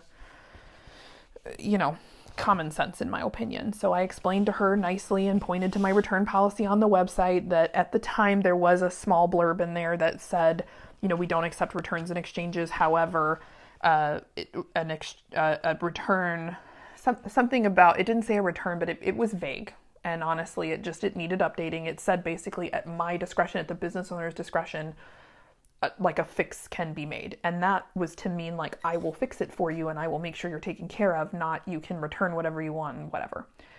But I understood how that was a little vague, and I explained to her, I said, well, I'm sorry, look, the first sentence says no refunds, no exchanges, period. And I understand that last line is a little vague, but again, at my discretion is no, I'm sorry, and I will update that. But unfortunately, you ordered what you ordered, I sent you what you ordered, and that's that. So, that was that. Then she proceeded to continue to write to me an email, and got, increasingly hostile, and was, she just, well, you could help me. It would cost you nothing to help me, and you should do this, and you should exchange this, and you should take it back, and all these things that I should do. And again, I was polite and professional, but I just said, look, I don't have the capacity as a small business owner in my home, and I explained everything to her, which I didn't need to do. I don't need to justify my, thought here. But I did anyway, to just try to be nice. I'm just trying to help her understand. It's not personal. It's, and I can't be exchanging everything for everyone and returning everything. I don't have the volume, and I don't have the room. I don't have the financial anything to be doing that. And I can't, and then, she kept writing back, and I just finally had to tell her, like, look, stop. It's not going to happen. I'm sorry that you didn't order the thing that you truly wanted. I don't know what else to do about this for you. Enjoy your product. Like, I thank you for your order. And if you want to order something else, like, it's here. But that's the end of it. And, that didn't make her happy either. Obviously, she was just content to be pissed. And then she got, really hostile and mean. And I just straight said, like, I'm a human being and I don't deserve to be talked to like that. Stop. This is not going to work out in your favor any more than it already has not. And I'm sorry, like, stop being nasty. Like, it's not going to work. But yeah, I like, that one was a couple of months ago now. Beginning of the year-ish, February, March, something like that. I don't know, but like, man alive, I don't understand why people think this is okay. It's just not. It doesn't make any sense to me.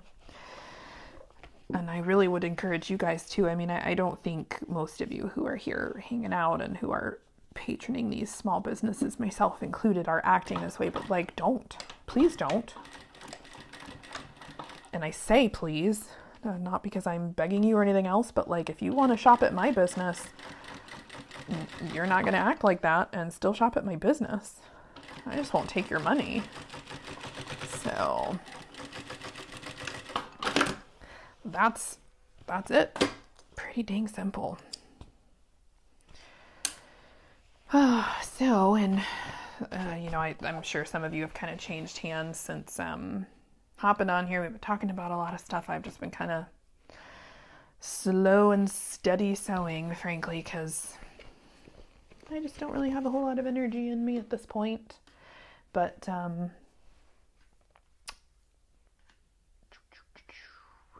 that being said, starting to see this little baggie come together. Super cute. You guys know I love Haunted Mansion, so I do need to go back and read comments. I'm sure a lot of y'all aren't even on here anymore, but I read them, for one, for myself, but for two, because I use a streaming service to like go over to YouTube, so this isn't directly through YouTube, so later on these comments won't show, new comments will, but for some reason they don't carry over, which is kind of a bummer, because sometimes we have pretty cool conversations, but at least if I read them, they're there, for later. So that's why I do that. So I'm going to jump over and read some comments here in a sec, but I wanted to get this. I just wanted to get a side attached here.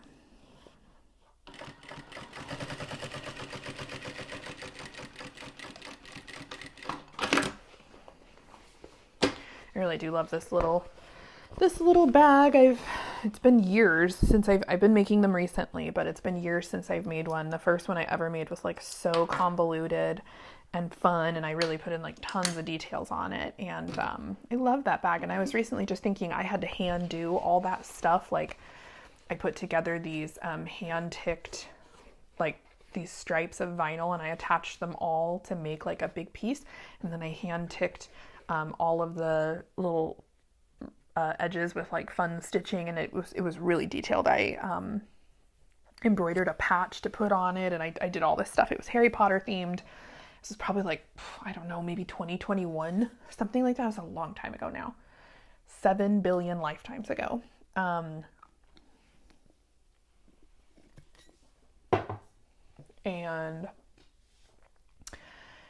oh, it was so cute, and it got a ton of, I posted it in Lindsay's group. It's still there, I'm sure. This is one of her patterns. And it was just, oh my gosh, it was so, so cute. Loved making that bag. And I sold it. And the lady who bought it was like, I have to have a matching wallet. So I made a super cute matching wallet. And that was really fun. But she she bought that one and only bag. I never made another one. It was really fun, but that was, I like to move on to something different, right? So I never revisited it, but gosh, it was really cute. And I thought, oh, I should make a cut and sew for that. So you guys don't have to hand tick, all the vinyl pieces. I mean, piecing together bunches of 1-inch strips of vinyl to get striped vinyl in a specific color was, fun for me, but like nobody else wants to do that. Like that's not fun. So, and I'm not gonna say nobody. Some people are as crazy about their bags, but not me. Well, not as crazy as me, put it that way. I'm sure some people out there are saying, not me. So, anywho,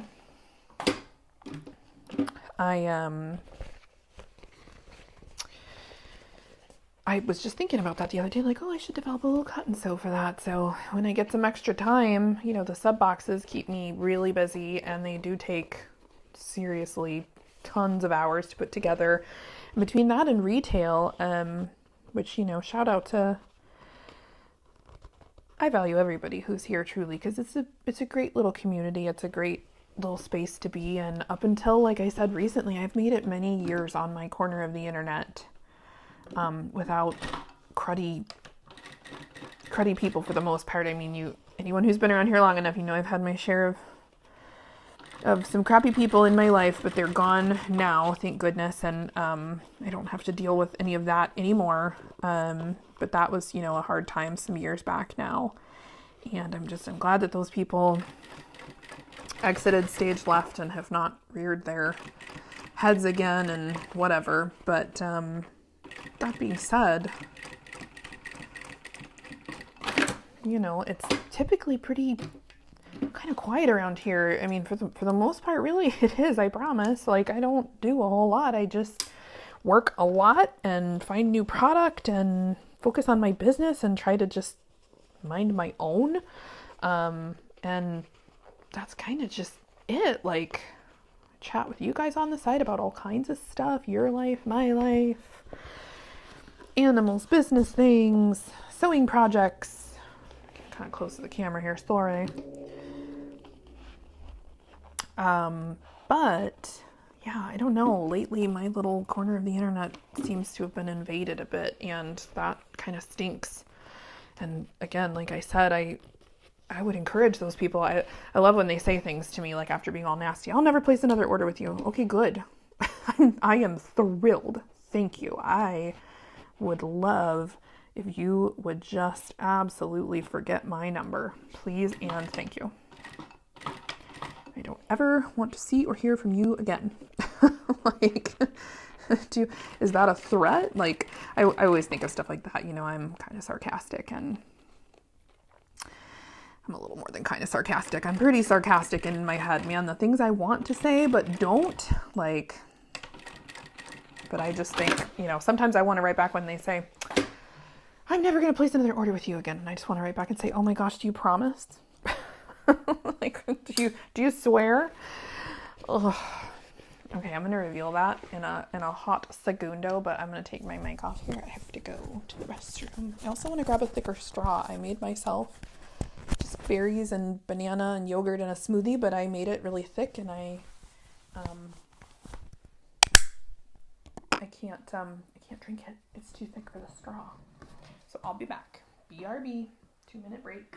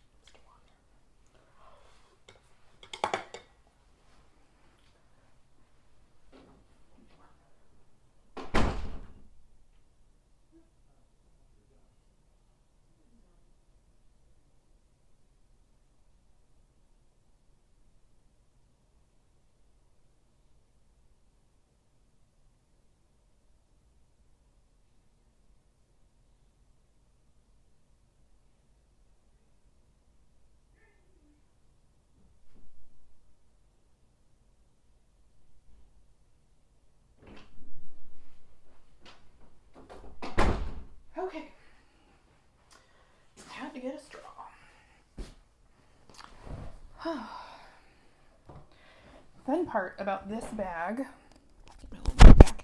Fun part about this bag is, and I'm pretty sure I remember this, I need to trim down my seam allowances here, but once you flip this, it's a different, I guess it's considered, oh gosh, the words just escaped my brain. A fold, what do you call this? Not a birth lining. Oh my gosh, I'm sorry, my brain is just complete mush at this point. It's just toasted. It's not a birth through a hole lining. It's a filled, I can't think of the name of the type of lining right now. I'm sure someone will remind me. But I like the type of lining that this is, put it that way.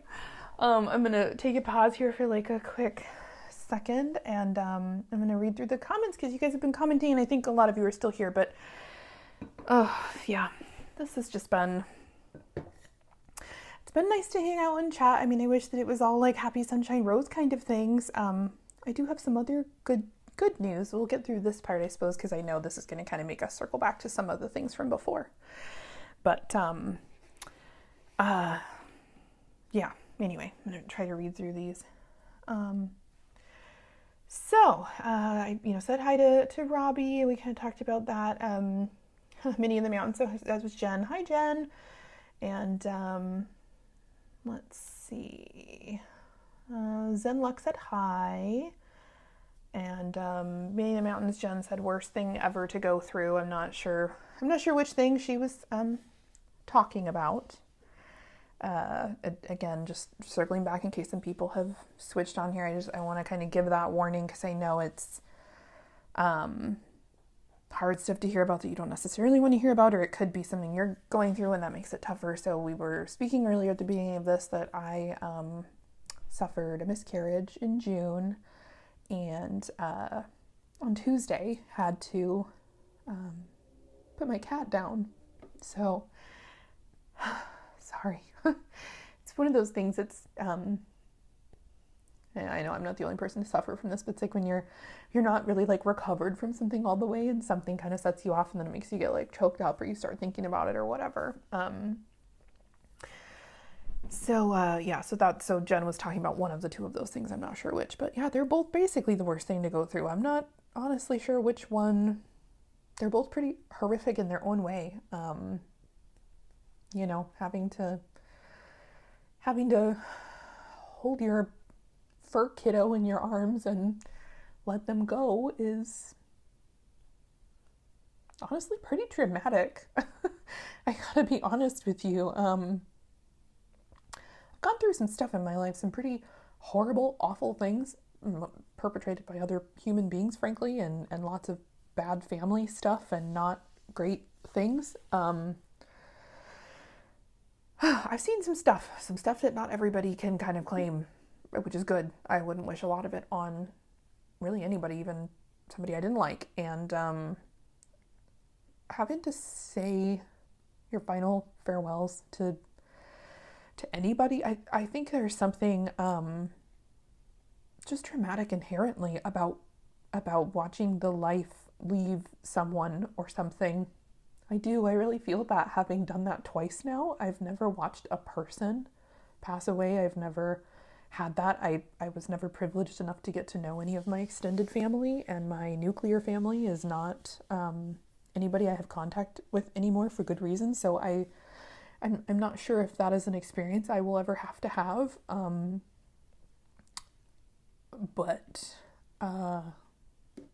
Yeah, I don't know, man.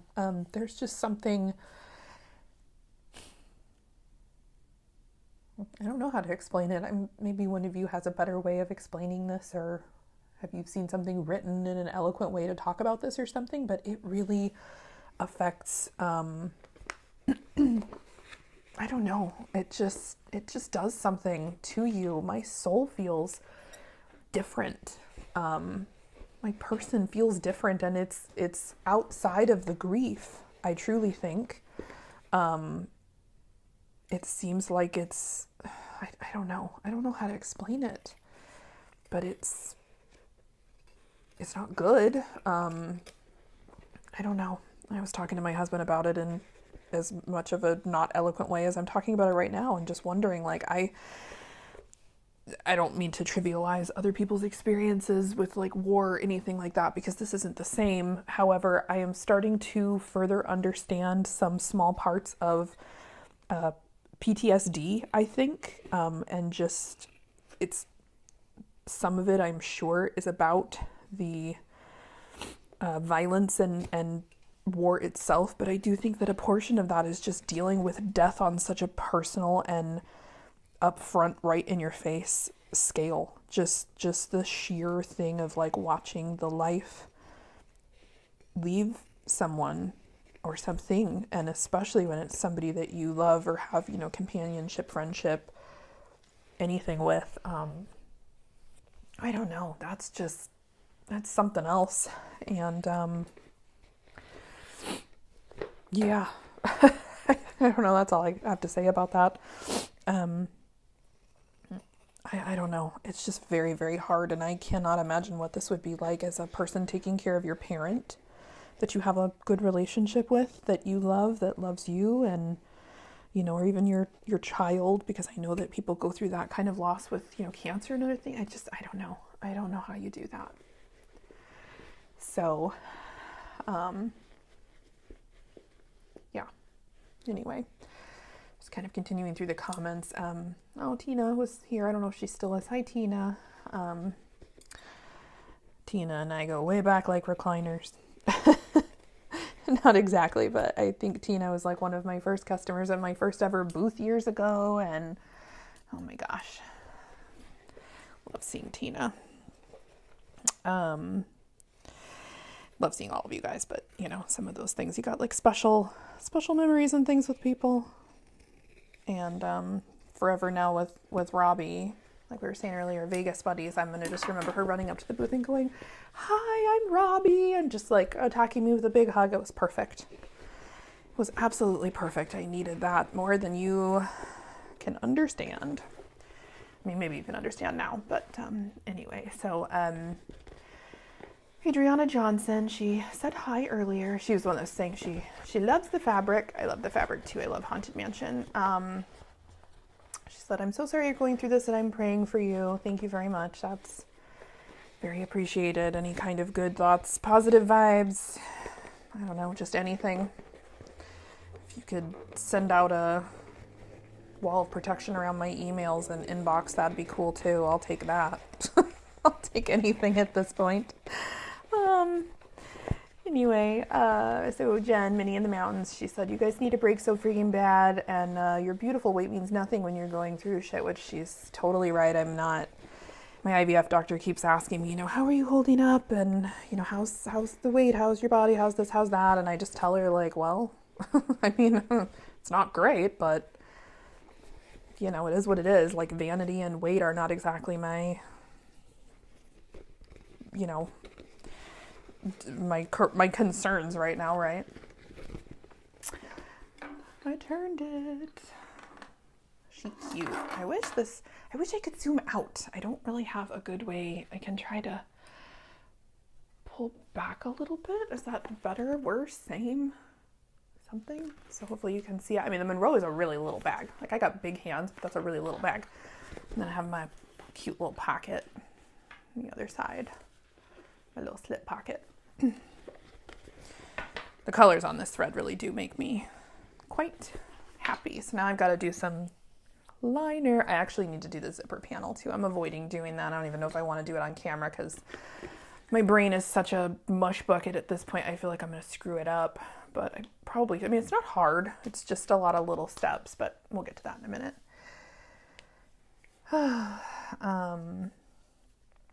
Anyway, so back to some of these comments. Jen said that I've got her crying over there. So yeah, sorry. That's another one of those reasons I've kind of just avoided being on live. I know that a lot of the stuff going on, it's heavy. Like, everybody goes through heavy seasons in life, and this is just one of those for us right now. We just got a lot of not great stuff going on in addition to stuff that is out of, you know, our control in general. And I hate to be that guy to be like, "Oh, here's some bad news and some additional bad news, and oh, look, here's some more bad news." Like, that sucks. That stinks to be that person. But anyway, Sherlock So's was on here with us for a while. She said that she caught up, but just got to work, so she hopped off. And Monica Walker said hi. Sherlock So's, I don't know if these comments are in order, by the way, either. It's a little tough to tell. So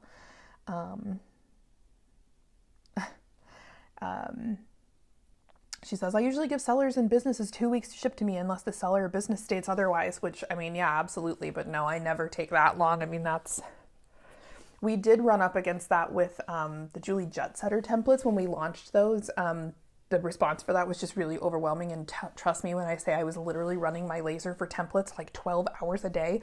I could only make 10 template sets in a day, running it for 12 hours straight, because they just took a really long time. So, yeah, it's one of those things, like we did our best, but oh my gosh, so many orders flooded in at once. And it was like, oh, I'm trying really hard. But, you know, and everybody was really understanding. There was like one person, I think, that just inquired politely where their thing was. And I was like, it's coming, I promise, you know, no problem there. But yeah, we don't take that long for sure. I mean, I try to be quick because I don't want to keep people's money and product. I'm not about that. That's not my prerogative. But I also do not want, I don't want to sit on your orders like I took money from you, so I owe you a product. Like, that's it. This is a transactional relationship. Like, you come to my store, you buy things, you expect to get those things in a timely manner, and I want to give them to you in a timely manner. So, you know, that's the deal. And I adhere to that as absolute much as possible. So, you know, there's that. So, yeah, you know, I don't expect, typically people are pretty understanding, and I get the response a lot, which I try, is that, oh my gosh, you ship so fast. And it's like, well, yeah, I mean, I try my best to ship fast. Again, as a customer, I want to get my stuff fast, but I don't demand that from anybody. So, yeah, anyway.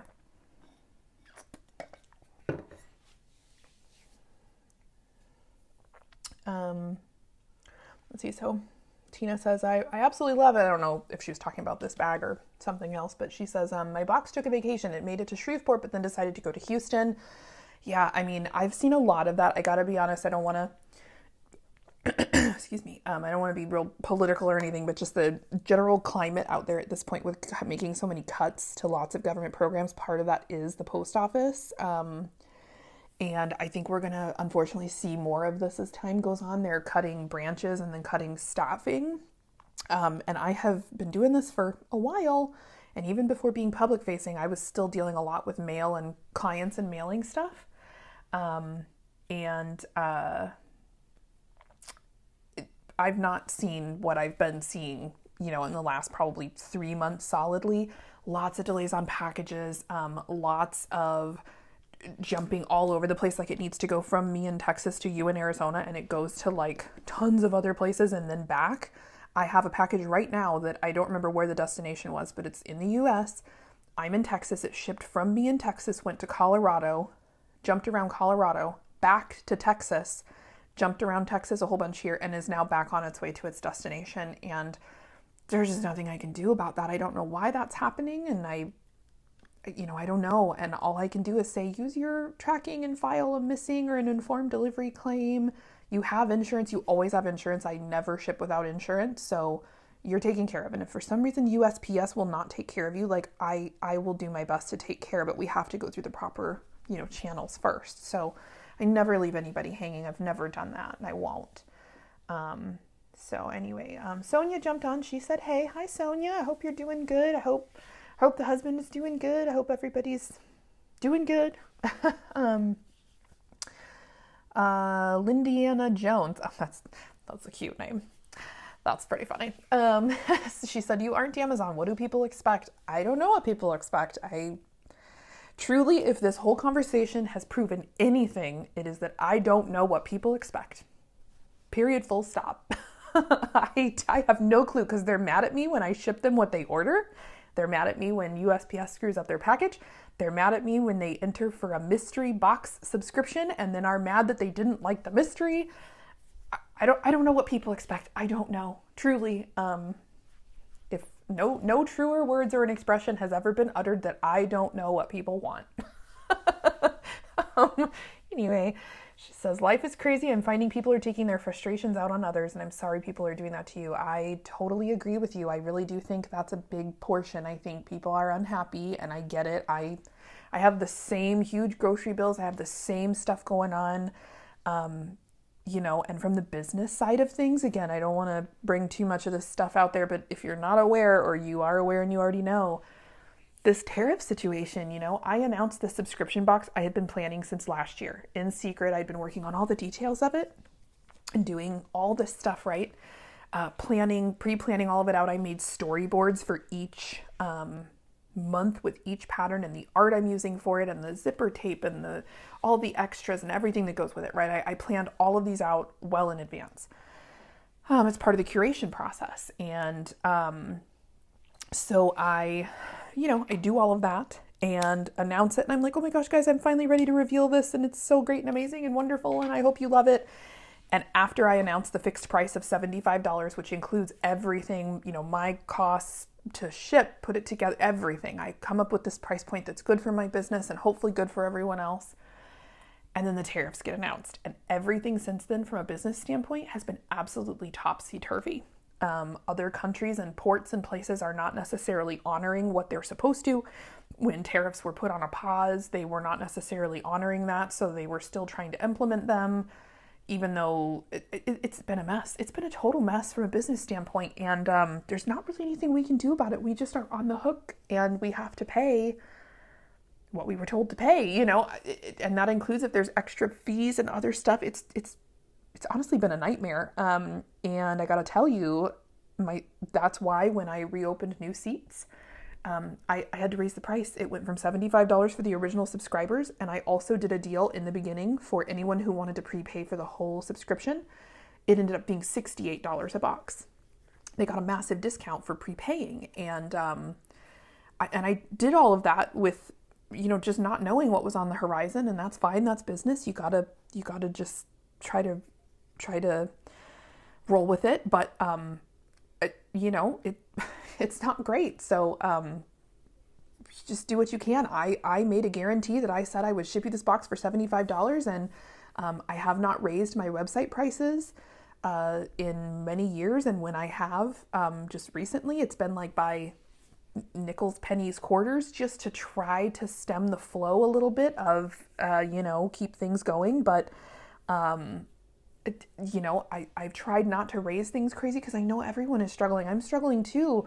And that's just life right now. We're all in the same little situation here. So I'm trying, to keep it digestible. But yes, the new subscribers, old subscribers are not affected in any way by their pricing, but anyone who signed up new, it went from $75 to $8. Do you know that these boxes used to cost me $7 to ship? And now they're costing me more like $13 from USPS because they just did a price hike. And my most expensive boxes previously were like $9, between $9 and $7. And when I put all this on my spreadsheets to like do all of it, the most I ever allotted for a box was $12. So again, it just is what it is. Like, it's not a complaint. It's just, that's logical facts for you. And it's a big bummer, but that's it. That's life. That's what's happened. So, not fun. I brought my little zipper end in here, but I don't have my little screw. I'd have to go across the house and get it. So that's fine. This can be installed after the fact. So that's okay. See, sometimes this trick works super good for me, the like lighting and pinching thing, and other times not so much. So we're gonna see how much I can burn my fingers today and see if I can make this work.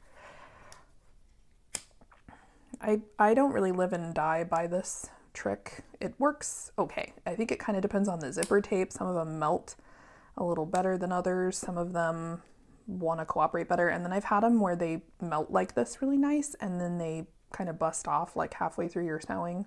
So I actually tend to do this and then put a quick tack stitch on there just in case, because I've had it where it's been like that. It's been great, and then all of a sudden it is not, and you're like in the middle of stuff and then real bummed out. So anyway, Yeah, it's the tariff situation has not been real great, and we're talking about a lot of what they're trying to implement. It depends on the country, but even some of the other countries where it was only supposed to be like 10%, they're charging us 25, 50%. Some of them, even though the 150% tariffs were waived, those manufacturers are still trying to charge those. So it's been messy, to say the absolute least. And I'm just kind of rolling with it. I'm doing what I can do. I am in a situation, luckily, where I'm not, my husband at this time is gainfully employed, and I'm incredibly thankful for that. And he's the one who pays our mortgage. So this is just, this is all the rest of our bills and things like that. This is my full-time job, running this company and doing all the stuff that I do. And I'm lucky in that sense that we have backup income, but we do still need this business to be, profitable. And I do have an employee. I need to pay her. She needs to pay her rent and her wages and things. And so, I'm not ever going to become a millionaire doing this. I know that, and that's okay. That's not why I do it. But yeah, it's still got to make things work. So unfortunately, I've been trying to avoid raising prices, and I'm still trying to run sales and things and do stuff. But, there's just so much. You guys know it's rough out there. There's just so much you can do. The buck only stretches so far. The money only goes as far as it'll go. And then you got to try to figure something else out. So I know you've seen, like I have, a lot of stores closing online and brick and mortar too, that just can't handle, and I'm really trying to avoid doing that. I almost forgot to put my zipper pull on.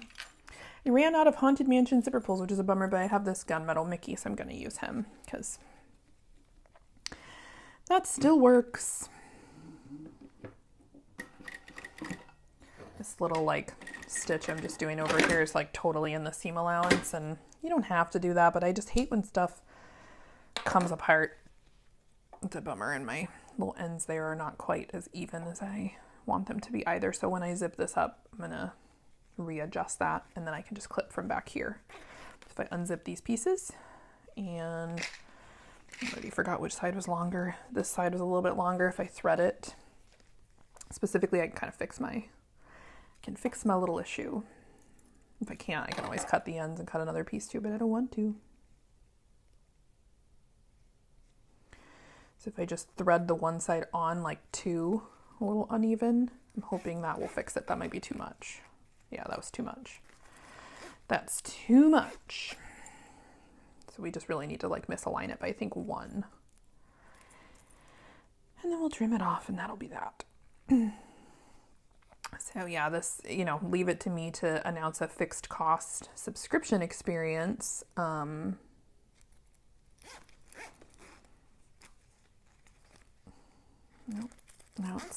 it's off the other way. I'm gonna have to fiddle with this a little bit. Probably would have been better if I just put my zipper on there first, but I don't think it really matters. If you don't fold it perfectly, it'll end up being, it'll be off. Of course, never ever do I get them lined up perfectly every single time. And of course, now that I need to misalign them, they're perfect. That's just goofy.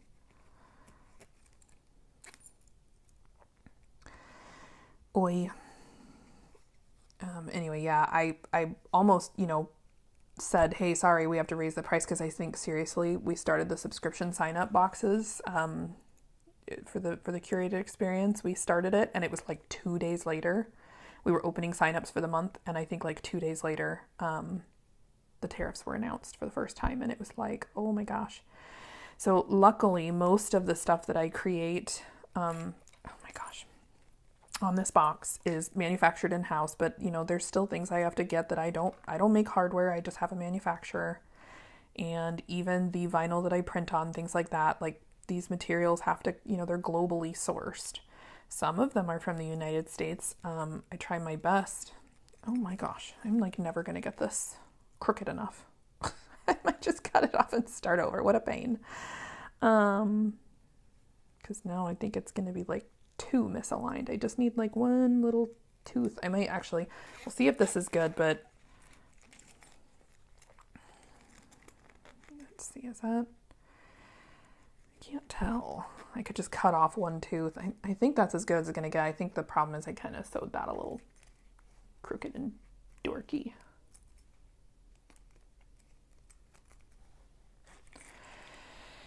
I think I can make that work.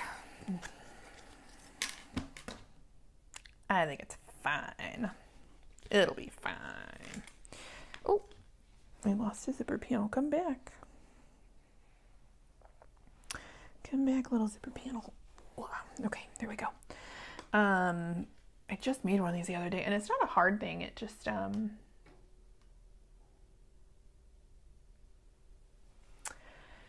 know, it's just little steps. Like I said, my brain is very, very fried at this point. I'm assuming that's also not average. I think that's the average experience when you're going through grief, is your brain is just soupy, you know? You're just kind of... I did not sleep well last night. I didn't sleep well Tuesday night. I told my husband, I don't know what this is, because I've never had it before except for after we lost our dog. And that lasted for like a month with her, to the point where I had to start taking some sleeping medication. Every time I would fall to that special point of sleep, I would jerk myself awake. Like, I wasn't dreaming about anything. I would barely get to the point of just like falling into sleep, and I would sit up, like bolt upright. And I told him, my description of it is like, when it happens for just an instant, you wake up and go, oh, I woke up, like I'm somewhere else. I described it to him like busting through a wall, like the Kool-Aid Man. Like when I'm waking up, I'm busting through and going, oh yeah, I'm back here. I'm away from all that, you know, all the everything, sadness, grief, sorrow, all that, right? Just like busting through this, I don't know, this thing, and then in the same instant you realize, oh no, I just woke up and I'm still here. Like, I don't know how to describe it better than that. It's every single time, it's this instant of jerking yourself awake, opening your eyes, sitting up and going, oh, but I'm somewhere else. I made it back, is almost what it feels like to me. Like, I told him it was like, you know, yeah, like the Kool-Aid Man on the wall, or like the kids in Narnia when they go back through the wardrobe. Like you, I don't know how to explain it any better than that. And it keeps happening to me, and it's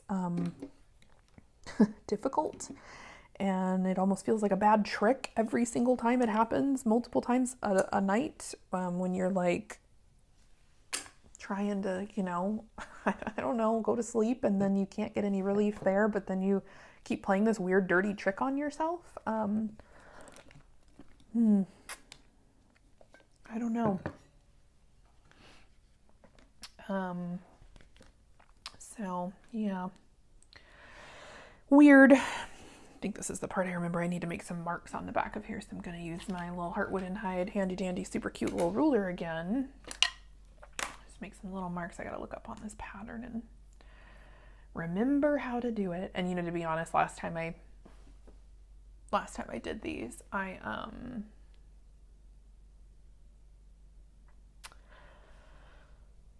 I watched Lindsay's video. I love her videos. I like any video, honestly. I'm a video girl. I don't mind reading instructions, but I don't know. I sew for mindless fun, really, and I just want somebody to like tell me, do this, then I do it. And then it's like, now do this, and then we have a finished project at the end. I'm not trying to be over here reading stuff and doing stuff. Okay, so these need to be right there, I think, probably. And then, oh, and you're supposed to be marking, no, just 2 of these at this mark, and if I turn them all around, all the rest of them are a different measurement. That's what I needed. Just gotta make sure they're all lined up nice, so they're not, you know, you can mark all these separate, but like I said, I'm being a lazy sewist today. I really need to test these templates.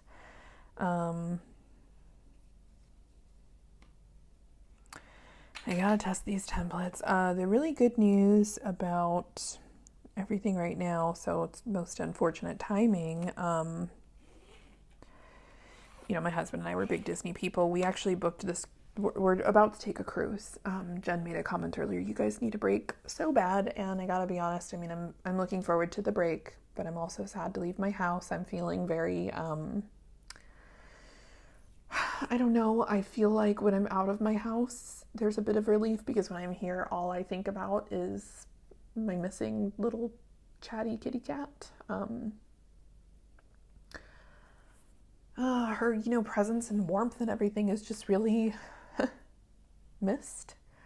And she was not the kind of cat to hide or shy away. She was always where you were, and like as soon as you opened a door or something, there she was, like, hi, here I am, And she talked a lot. She was very, very chatty, so I'm missing talking to her. I, could say anything to her, and she meow, meow, meow, meow, meow, she had all kinds of little noises she made, not just regular meows, and it's just very quiet.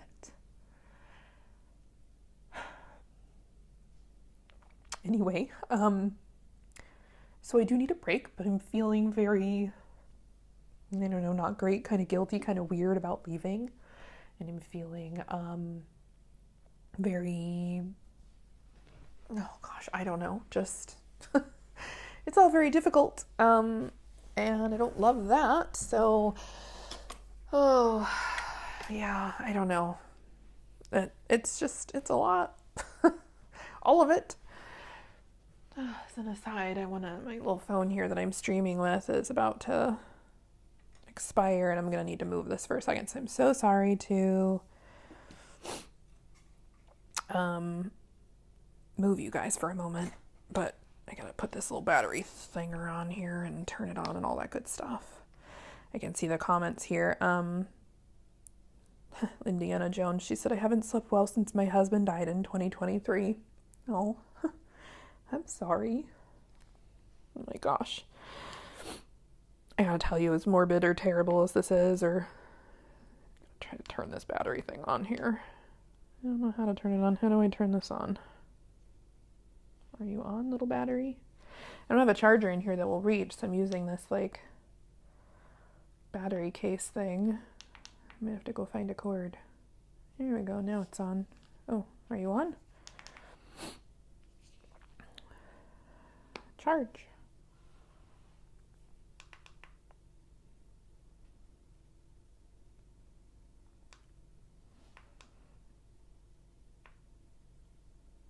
This thing keeps flashing and then not charging. I guess maybe I need to go find a stinking cord. How annoying. Okay, well, I don't know how to fix that. I don't know how to fix that. Gosh, I'm so bad with technology, y'all. I had a little adapter thingy that was supposed to allow me to like charge and use a mic and do all the things. Maybe this will work. But the cord is not long enough, which the cord is never long enough. I never have what I need. I'm gonna like Frankenstein an extension of an extension of an extension cord here. How about that? That will be a thing we can do. Maybe. We'll see if this will work. I gotta tell you, all this stuff, like I know obviously it's not the same, but all this grief and death and loss and everything, I have been, I don't even know what in the world to do about it. I was dealing with it with our other animals after our dog Elise died, and I became very fearful, very anxiety ridden, and I think the thing that I saw kind of written about and talked about was anticipatory grief, which is both interesting and terrifying, in my opinion. Let's see if I can get this to work.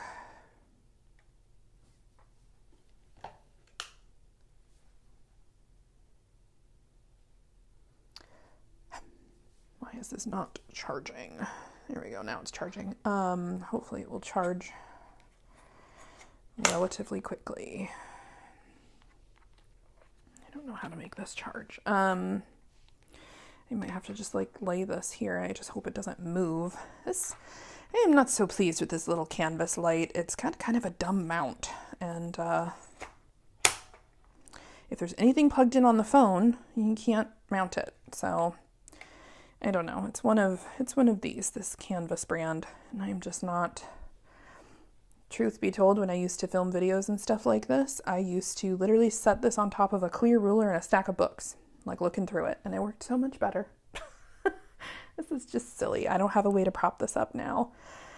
Well, let me see if I get rid of this. And like the other thing is it's got this heavy base, but the base is not heavy enough for the average cell phone. Like the average just iPhone. I don't even have like a monster one. I have a normal sized one, and put you guys down for a sec. It just does not work well. It doesn't have enough like space and room and all the things for all the things. It falls over a lot, and that's really very annoying. Ugh.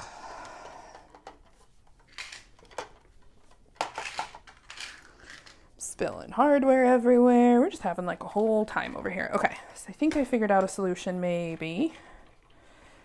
Maybe? What's wrong with this? Oh, that's what's wrong.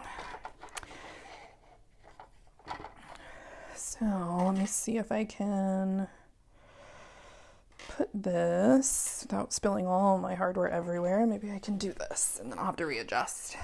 But this is a different camera mount, and I think it'll work a little bit better.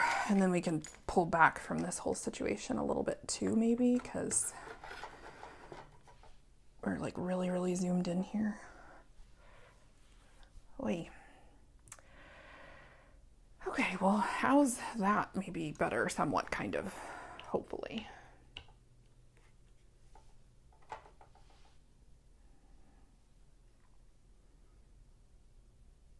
That's better, maybe. It's something. It's not good for seeing the bags, but good for seeing stitches. Yeah, I was trying to use this thing, but I can't get it to, it just flashes and then like won't turn on.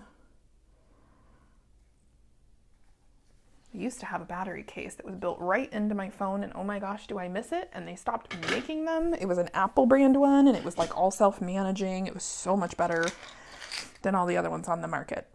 So much better. So anyway, okay, good grief.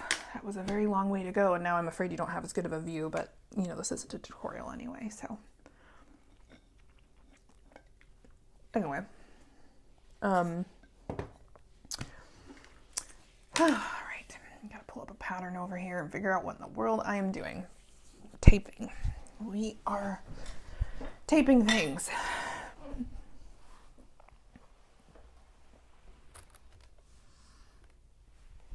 Okay. So, anywho. Tape. Yeah, I don't know. I'm suffering a little bit of that same anxiety, like I was talking about, that weird anticipatory grief. My husband and I have been together since we were, teenagers, and he's been through literally everything with me in life, all of our everything, growing up, maturing, a lot of my really unfortunate family situation, and just everything. My husband is genuinely my best friend. I think he's the only person on this planet who even begins to understand me. And I am terrified at the thought of him going first.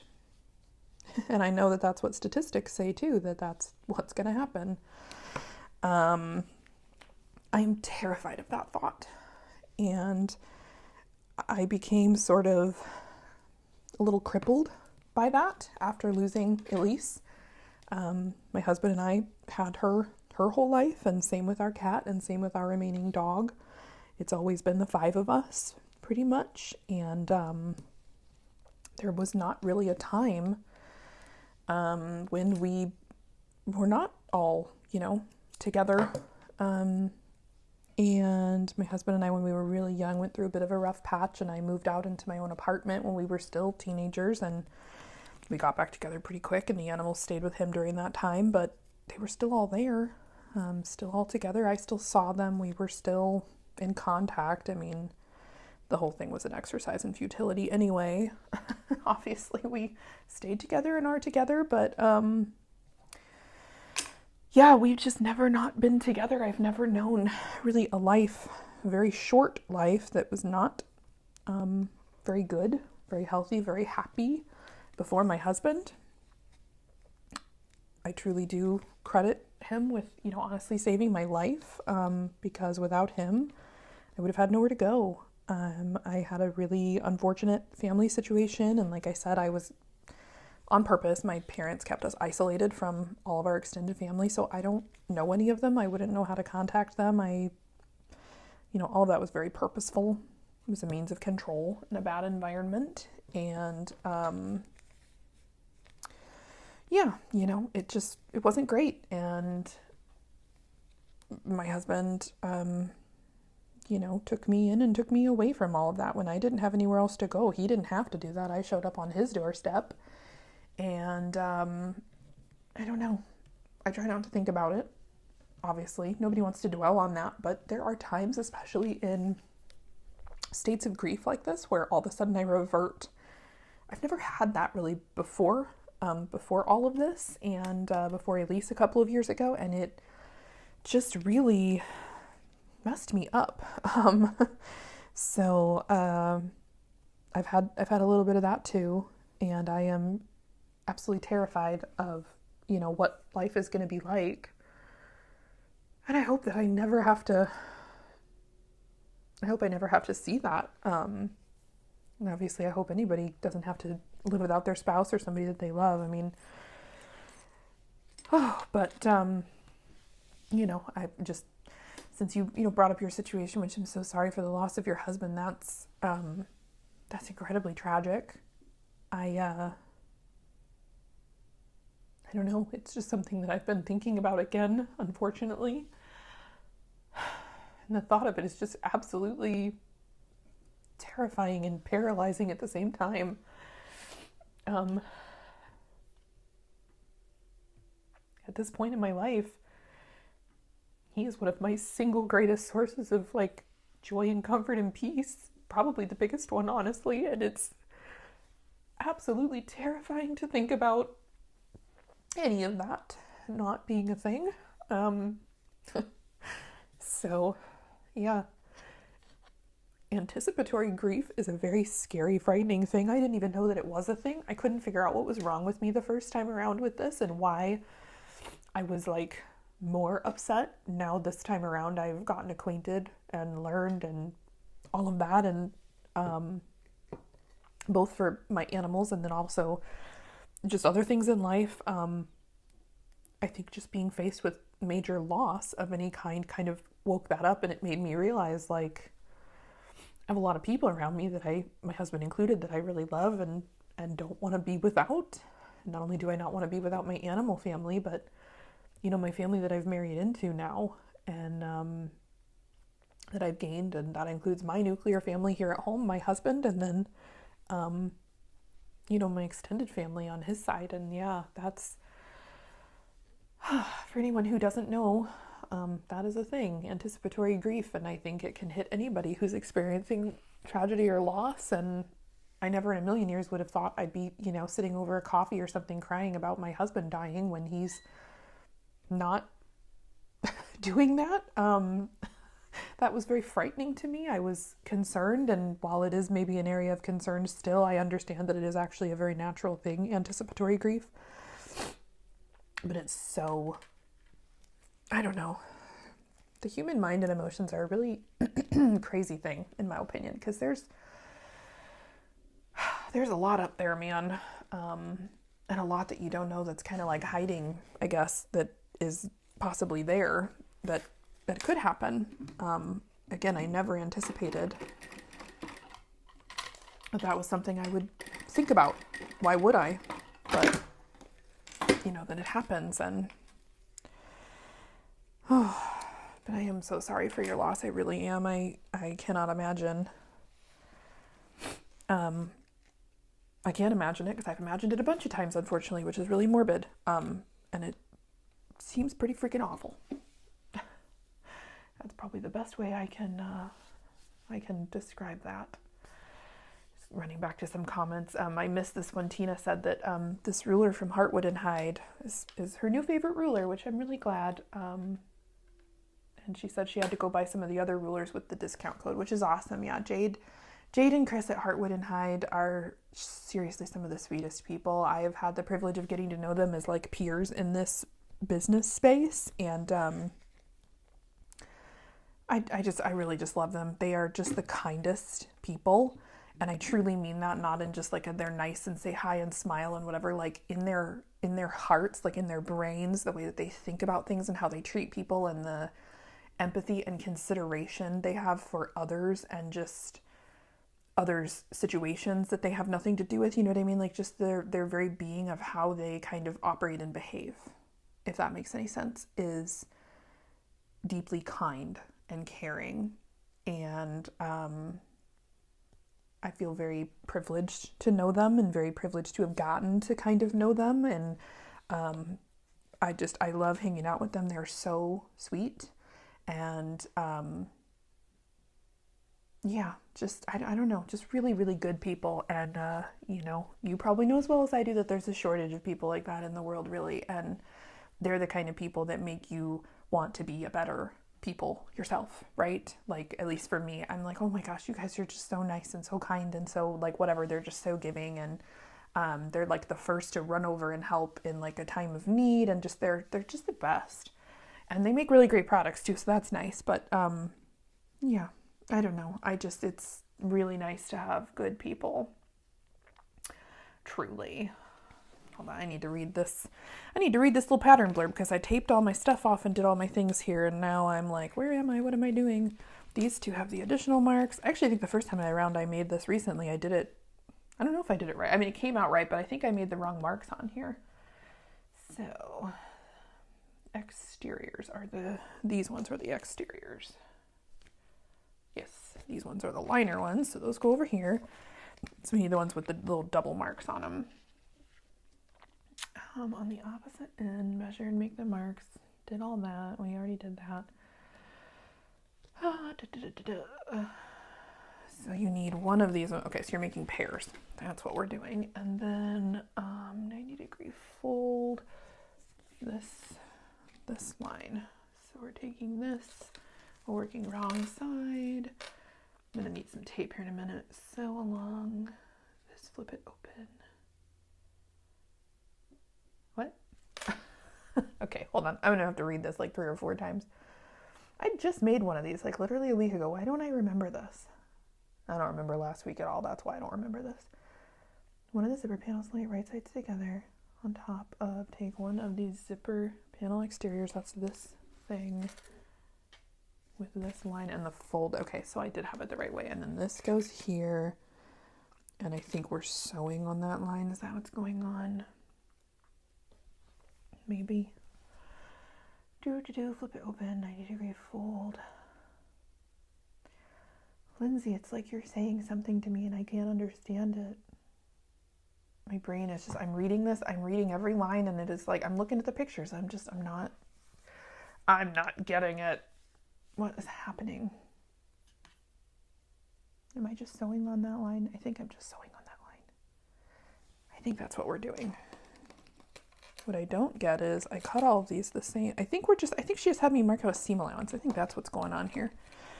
Pretty sure I think that's the deal. I don't know. We're going to wing it. We'll figure it out. I think this is what she's saying. It's not that her directions are unclear. I'll be here for 7 years trying to read that because my brain doesn't want to function. Honest to God, probably not the best time to be testing out templates either. I mean, I know the templates are fine. I do, truly. I've already made stuff with them, and it's just about making sure the pieces go together right. Mostly, it's also, I use these pieces to cut out a bag so I can make sure that I didn't screw up my directions. Occasionally, we run into something like that where I say cut 2, and it's really supposed to say cut 1 or whatever. And then if I make a mistake, which has happened before, I will mail all new pieces to every buyer because that's the right thing to do. Okay, so that goes like that. I think that's what we're doing. And then we turn it right side out and we have a pretty little panel. So just stick this on here. I think that's what we need. This little bag is so cute when it's done. And I could really just use a cute little bag. I think I started to say this earlier. Somebody said, oh, you need a break. And I said, well, I do need a break, but I feel so guilty about leaving. Well, last year we booked a cruise, my husband and I, and we couldn't take it because a hurricane came and there was a whole mess. And so we had to divert. Well, guess what we have to leave on now? And because we changed the cruise and did all these things, and the cruise we picked, they said, you can't move it again. I gotta be honest with you, I'm really not relishing going on a cruise right now. It's a Disney cruise, which I love Disney. But if you know anything about Disney, it is full of children. And I don't mind children. I don't mind children at all. But after just having a miscarriage, I am not super stoked about getting on a boat full of cute, smiling, happy families. And there's usually a ton of pregnant women on these cruises as well. And, you know, I'm not mad at them or anything, but I'm not super stoked about that. And now, having suffered a second loss in such a short amount of time, I'm pretty open. If it's not obvious, I do okay for little stints and then think about something or say something or hear something or whatever, and it kind of sets me off. I've done okay with the miscarriage thing. I mean, June and July both were really hard. I still think a lot of this with the cat is probably commingled. It's just become a comorbidity now that I have two losses at once to kind of deal with. And I gotta be honest, I am still not over my dog from a couple of years ago. I still miss her very, very greatly, and it still upsets me a lot, just randomly. So, you know, that is part of this. You know, it's all just very hard, obviously. So,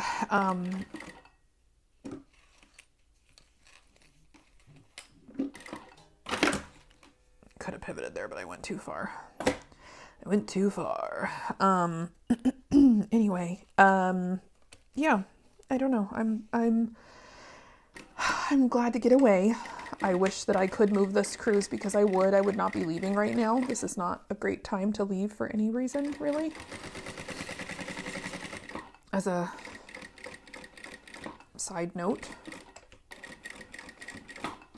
I'm already working on your guys' box for next month, and they will ship early, a little bit early, a few days early, because I won't be here. And I really hope you love them, as I always do, because I really don't want to get nasty emails while I'm on vacation.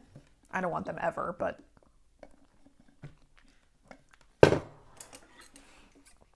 anyway, yeah.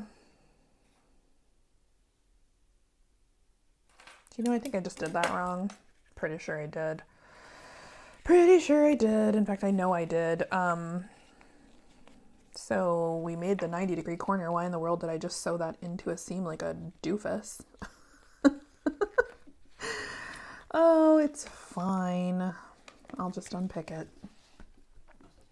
Where's my little handy dandy? I actually have a Lynn's seam ripper from when she did her collab. I don't know. I haven't used a seam ripper in a while. That's kind of nice. And I have one of the Saya ones too. Let's see.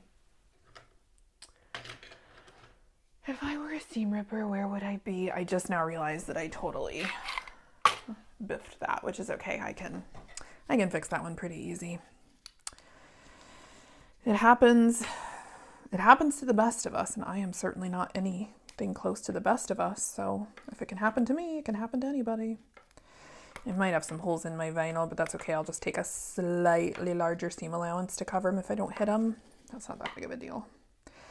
This is what I'm saying. I'm like, I know that the directions were fine and I just wasn't getting it. And I was like, no, I think I got it.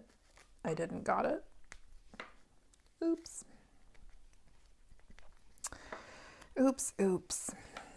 Yeah, so what I should have done is you're supposed to put this right here in the corner. And like a dummy, I didn't do that.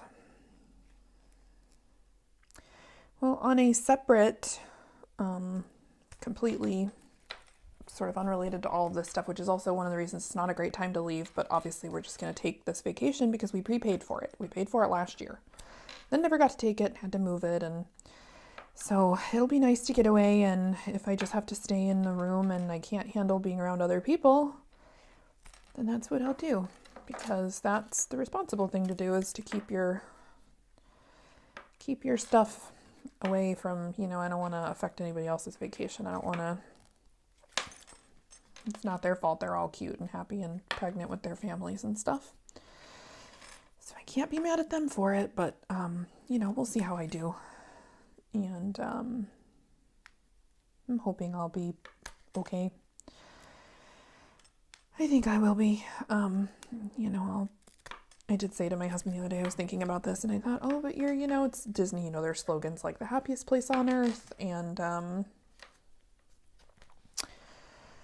said to him, well, it's nice that we're going, we love Disney and it's the happiest place on earth. And I immediately thought to myself in my head, I'm not going to the happiest place on earth, because if I were going to the happiest place on earth, it would be in my house with my happy 3 healthy animals and my husband about 8 years ago. Truly, before COVID, before the world got nasty, before everything changed, before I had to say goodbye to 2 of my 3 fur kiddos, and just, a lot has happened in the last few years outside of, just personal stuff too. We've had lots of losses and other things outside of our pets, and it's just been kind of cruddy. And I keep thinking it's going to turn around and be better. And, there's a good 1 or 2 things, and then lots of big catastrophic, not great things happen. And I hope that's not the rest of life. Is that just when you get close to your 40s? Is this what happens and I just don't know it? And if it is, please somebody just tell me. I need to make my peace with it. Like, is this just adult life? Truly? Is it just kind of everything is sort of cruddy for the rest of forever? Because this sucks. Like, I try to hold on to the super good stuff, but, man, it gets really harder when you're still holding on to like a good thing from like a while ago, and it's being piled on by like a lot of bad crap. That sucks. So I'm just really holding out hope that like it gets better. I hope it gets better. I hope that the better stuff isn't in the past and now it's just going to be cruddy. So we're going to go to the second most happiest place on earth. We're going to go to Disney. Do Disney stuff. But, I would be absolutely lying if I were saying that this was the happiest place on earth, because just not. Okay, so I think what I really need to do here is reline this up and figure out what I screwed up. This is the one that has my little mark on it. And I think...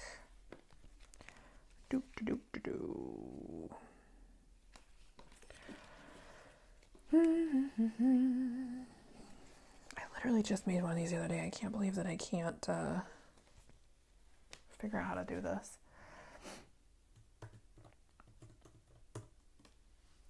This is why I like a video. I don't want to screw this up again. Like, I'll literally just go here and be like, let me look at this bag. And like, I don't even know why this video is not up. It should be. I was literally just watching it. I need a video years ago, totally different designer. This was like a decade ago. I don't know. I didn't know anything about anything. And I bought a bag pattern and it was like missing so many things in the instructions. Not like this. Like, I was not dumb. I researched and found out later other people were like, it was missing a lot of stuff. Like, there's problems. So anyway, I'm literally just going to watch this little tiny clip of this video because I can't be trusted at this point. And now I'm looking at this and I still can't figure out what I did wrong. I just can't figure out how to make it better.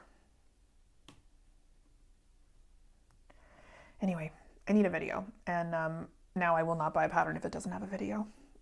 Like, I just won't do it. I can't be trusted. I think I know what's going on, and most of the time I do, but like, yeah, he's hard. Okay, so I think the other day when I did this, I did like a total sandwich moment. And I just built it all together. I didn't, I think that's what I did. Gosh, I don't remember. That was 7 billion years ago.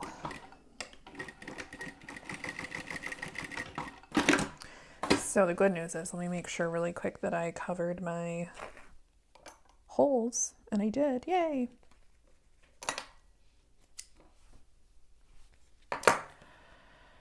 And then, okay, so that's what I missed. I don't know, I didn't even read that part. I thought I did, but I didn't. I didn't figure it out.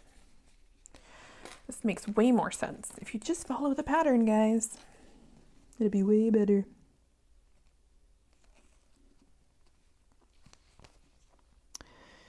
Anyway.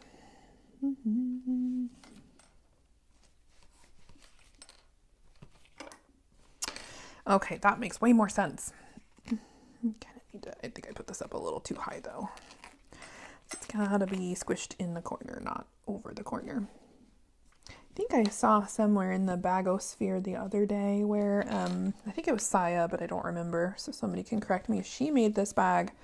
I swear, sometimes I feel like I'm sharing a brainwave, because I made this bag at normal size the other day, and then I was like, oh, this would be so cute if you made it into like a giant, like Mary Poppins carpet bag version. Like how cute would that be? Let me make sure before I go off sewing this that I'm not like being dumb here. So then your little pieces are folded over, and it actually looks like she's sewing it from the other way, but okay, I'm just going to use the same holes I used before and hopefully hit most of them. And it should be okay. It's all taped down, so we should be all good to go.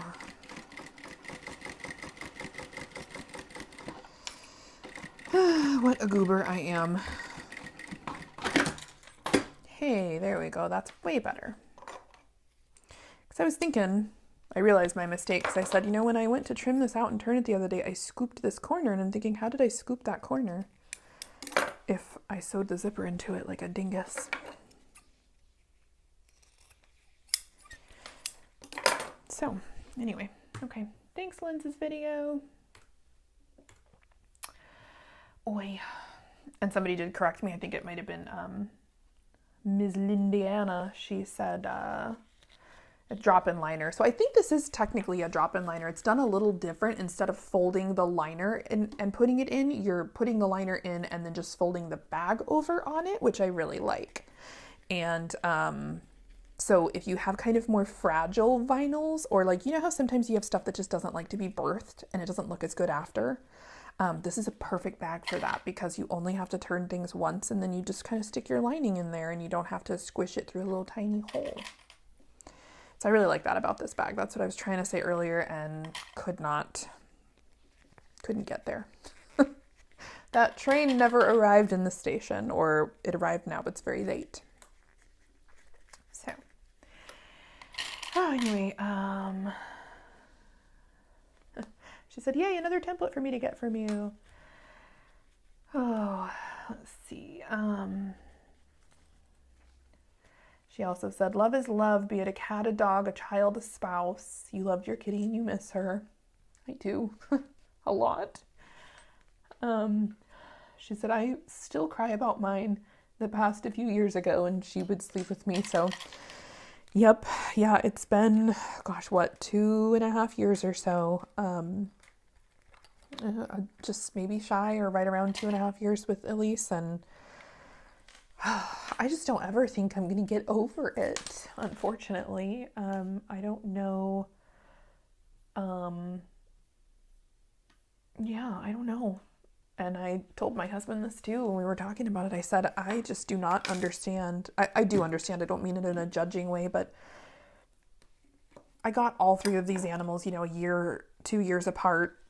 And nobody ever mentioned not that it's their fault or anything or they need to, but nobody ever said, hey, think about the future. Like, you're going to be going through quite the disappointing time when they all pass away, because of course, who's looking at a puppy or a kitty and thinking about that point in their life?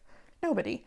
All of these animals were, gotten very little. 2 were rescues. Our cat and our dog, Hammond, was got from a registered breeder for the purposes of showing him. At the time, I thought that's a hobby that I wanted to do, and it just turned out that he did not have the temperament to be shown. And boy, is that true. And I love him, but he is a little ferocious critter. He is not a show dog. He's beautiful, but he does not like people or being touched. His breed is a lot like that, and he's just very true to his breed, and we love him for it. We don't fault him for that one bit, but he just would not tolerate any of that. So he's never going to have to. I did not feel that was a good thing to expose him to, since he didn't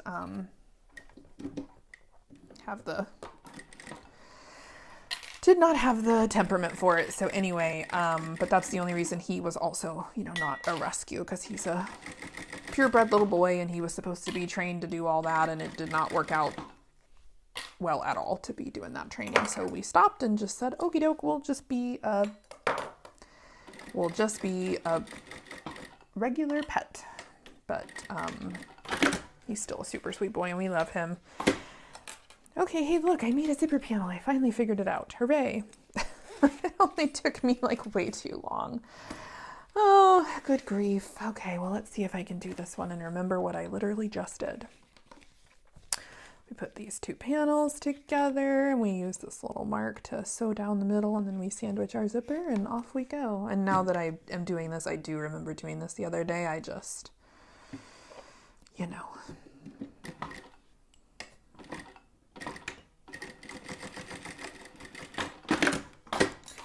I just wasn't getting it. Anyway, what I said to my husband about all of this, I said, I don't understand how anybody can sign up for this again. I'm absolutely heartbroken about my animals, and I love animals. I've always had animals. I grew up in an animal house. We had lots and lots of animals, and I just don't think I can do this again. I feel like a piece of my being is missing. And truth be told, it probably kind of is. Those animals have grown up with me my whole life too. I moved out on my own when I was 17. Sorry, I just hit the camera there. And they've been with me practically the whole time. And so this is just, I just don't know who I am without them. So, yeah, it's just hard. It's beyond hard. And I'm over here going, I just don't think I can say goodbye to another animal. I don't think, and it's hard because I think, gosh, we don't have a whole lot of extra means at this point, especially in this economy. But, I'm a good animal parent. I really am. I take them, for all their different vet things, and I commit, I understand that their life is part of mine, and I'm going to be there for all of it. And, I'm going to take care of you. So if that means you need cancer treatment or you need dental appointments or, whatever, I'm going to do the absolute best that I can. I'm not half-assing it over here. All of them have been on special food and diets their whole lives because they all had various, things going on, and including my Shiba. He's allergic to everything but kangaroo, apparently. So he eats kangaroo food because everything else causes him massive, massive issues. And we figured that out a couple years ago. He developed this allergy randomly, and then he was a mess. So my advice from me to you, if you're having a really bad allergy issue, domesticated animals develop allergies all the time to what they call common proteins. So chicken and beef, and even for cats and stuff, sometimes for like fish and things. So you need what's called a novel protein, and kangaroo is very widely used for that. It doesn't share any DNA with any other animals like pork, chicken, anything like that, beef. And it has a totally different genetic makeup protein-wise. And so they can digest it and it's great for them. And that is a real thing that I had to discover, and now pay way too much per bag for dog food. But I do it because I love them and I made the choice and the responsibility is mine and all that good stuff. So I struggle because I'm like, man, we could rescue another animal and give them a great life. We really could. And I think that's important to do. But I don't think my heart can take it. I don't know. I've been waiting for 2 and some odd years at this point since Elise, and I've never been able to get up the whatever. I'm not sure if it's courage or what. I just can't do it. And my husband says the same thing. He's like, it's so hard. I'm so devastated. Like, I don't know if I can sign up for this again. And, yeah, I don't know. I admire other people who can do that. I don't know what I'm missing or whatever that is not allowing me to have those same feelings, but yeah, I don't know. And it's hard because it's so quiet. Hammond is arguably our most reserved and quiet animal. Elise was our second most, and the cat was definitely the loudest. She was just so full personality, and she was so excited to be around her people all the time. She couldn't sleep with us because she couldn't even sleep in the room with us. We had to lock her out of the room and leave her in the living room because she literally wouldn't let us sleep. She would just be so excited, and she'll cuddle up to you and she'll lay still for a little bit and then she'll pet your face and then she'll snuggle on you and she'll meow, meow, meow, meow, meow. Like, if she's in your presence, she's awake and she is there for it. But the problem is that gets really tiring. You have to get some sleep, and we tried for years, and then we're like, you know what, it's okay, just sleep right out here. We have a nice plushy bed for you. And it was always her hangout spot, and so that worked out fine. But yeah, it's just quiet.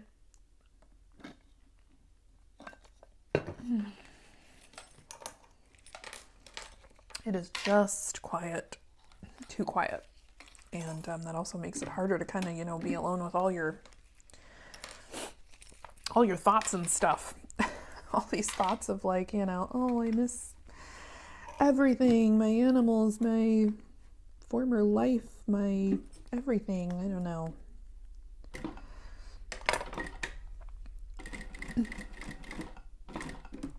I still have, when we lost Elise, so many of you guys sent really sweet cards and gifts and things, which obviously it's more than welcome if you would like to, but don't expect that at all. And I didn't expect it last time, but I still have all of that sitting up on my mantle. I look at it all the time. I'm so appreciative of those cards, and I do read them. I walk over to the mantle a lot and pick them up. Elisa's ashes are there with her paw print, and that's exactly where the cat will be with her sister when we, go pick her up. And those cards and things, they just mean so much. So grateful, to have those, because it's just, again, another one of those nice things to hold on to. But even years later, I still have that stuff sitting there, and I don't plan to take it anywhere or get rid of it.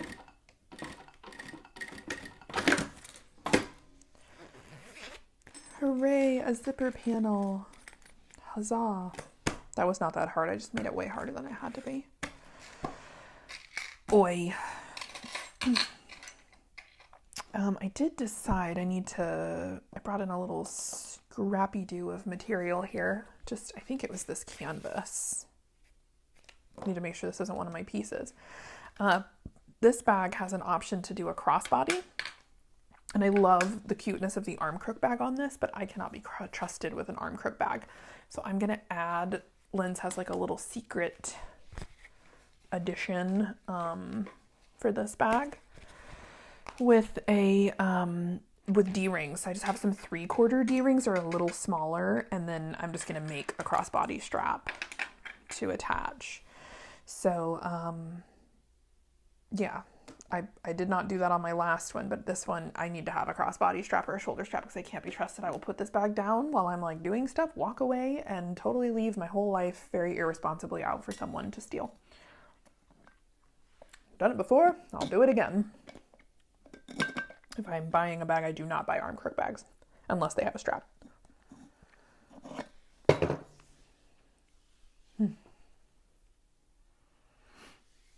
Liliana also said that she hopes to get one of the boxes on my next go round. Well, gosh, I hope you like it more than Dara, the super mean, rude complainer, whatever. You know, again, the complaining's not the issue, but the whole rest of it. Oh, good grief. If you are looking to sign up for subscription boxes, there is a link. If you go to my website and you find the A Year in Flowers subscription link, it'll show sold out because the seats are full. It's just me that fulfills them. I literally do everything from folding the boxes to putting the stickers on them. We print the stickers. I mean, we do everything in those boxes. And I say we, but it's mostly me. So it's a lot of work, and there's only so many that I can handle. And frankly, we just opened up more seats this last month, because so many people, you know, are like, I really want to participate. I don't want to miss out. And so I made the choice to open more seats. And, I just want to be careful. I want to make sure that, if it takes me too much time, you know, to put them together, then we start to run into like deadline issues and stuff. And so I pretty much work all month putting these together from start to finish and assembling them and all that good stuff. And so billing takes place on the 15th of whenever you sign up. And that's for like next month. So if you pay in July, your first box would be, you know, August. If you pay in August, your first box would be September, etc. For that, like, you're billed instantly when you sign up. But then you get auto billed on the 15th of every month. Sometimes it goes up to the 17th or 18th. I don't have control over that, but it starts to bill people on the 15th. So that's how that works. And so anyway, right now there's just no seats left. However, so here's how this works too. Like, obviously the one lady, you know, she canceled.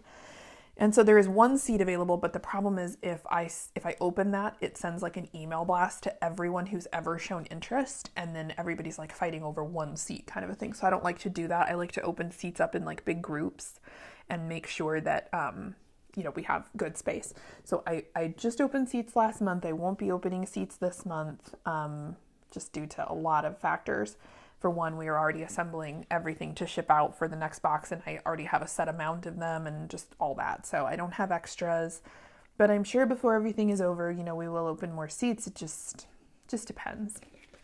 So that being said, right now it shows as sold out because it technically is, but you can sign up for the back in stock alerts. So if you go to my website, emporiumthreads.com, you go to the link for A Year in Flowers subscription, and then scroll down and there's a field to put your email in. When I open more seats, it will send an email blast saying, hey, like, this item is back and you can sign up. And I would urge you, the seats go like pretty darn quick. I've opened seats a couple of times and sometimes it takes, you know, a few hours. Sometimes it's like a few minutes and they're just gone. So anyway, that's the best way to be notified that like, hey, I want a seat, I want an opportunity. And that's where we go from there. So just so you know,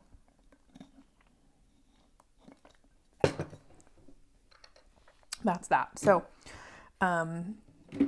anyway, I hope that obviously if you do get the opportunity to join and you'd like a box, that you do join and you get an opportunity. It's really hard, opening those seats and trying to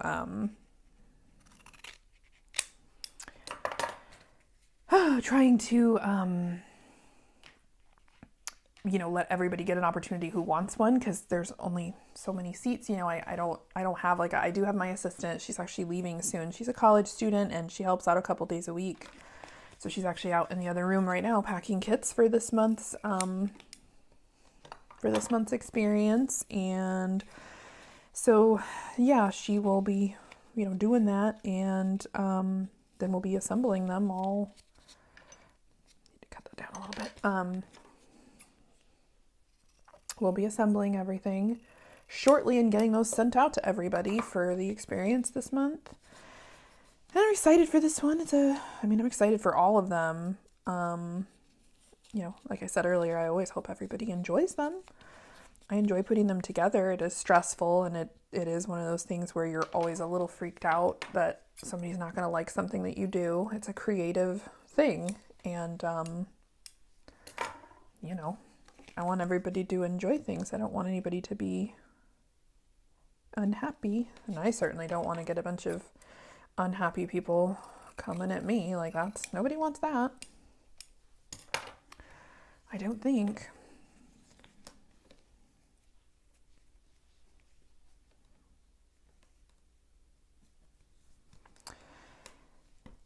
But as I said earlier, I clearly have no idea what people want. I'm making these little, I'm just kind of winging it, making these little tabbies here. They are for these little D-rings, just as a little add-on, and like I'm literally just gonna wing it. I'm not doing anything real fancy. I'm using this scrap of waterproof canvas for it. I could do additional vinyl, but I don't think I need to do that. And for where these little extra tabs go, it might be a little thick. I mean, I could manage it, especially because I'm on my industrial, but I don't think we need to do all that. And I'm lazy and don't have extra vinyl here next to me, but I do have a scrap of waterproof canvas, so. And I think just the little tabbies here will be cute in canvas.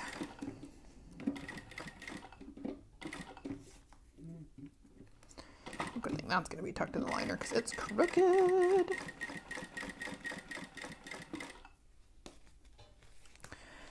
Just chain piece this little one next to it. Oops.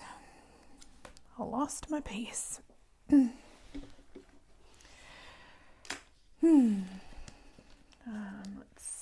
see. Lindiana said she's already on the list, which is good. I don't know. So one thing I will say, I don't know when you put your name on the list, if it was recent, but if you anybody who's interested and you put your name on the list, so I don't really have control over this, but I think it's a good system. It's just people don't kind of realize this. If you put your name down and you get notified, hey, this is back in stock, and you either miss it or you decide to wait again or whatever, you have to re-sign back up because it only sends you a one-time reminder. Otherwise, every time a product gets restocked, you would be spammed. Like, if you sign up one time, you know what I mean? So it's a one-time reminder. And then after that, if you don't take advantage at that time, it won't send you another one, which again makes sense. Cause like, let's say you're looking for D-rings or something and you sign up for back in stock alert and then you get them, you would be forever getting emails about D-rings. Cause if it didn't stop, automatically. So just something to think about in case, because I never, that I pay for that like little app on my website so that people, never miss out on what they want to miss out on. I hate disappointing people, truly. I don't ever want anybody to miss out. Should have snipped that while I was here. Okay. Look how cute that variegated thread is. I love it. This is one of my newest threads this cruel summer. So it's all like turquoise and aqua and kind of like a lake green and blue. And then there's like a light pink and a hot pink, like very hanging out at the lake vibes, all that kind of jazz. And I really like it with this art. I think it's actually kind of perfect with these Haunted Mansion colors. And I winged my tab and I made it just a skosh too wide. It's not too bad. Just a little wide, like a couple millimeters. I don't care that much. This bag is for me. It's not to sell, and I'm honestly I need a distraction. So I'm testing this little bag as a distraction. So yeah, this will be cute. Now, I don't even know if she wrote this in the pattern. I actually saw this addition on her video where she was like, oh, you can add these, they'd be cute. And I was too lazy to cut them out last time. So I might have to look at her video again. I don't know, and see like where she tells us to put these. I can't remember if they go on the lining.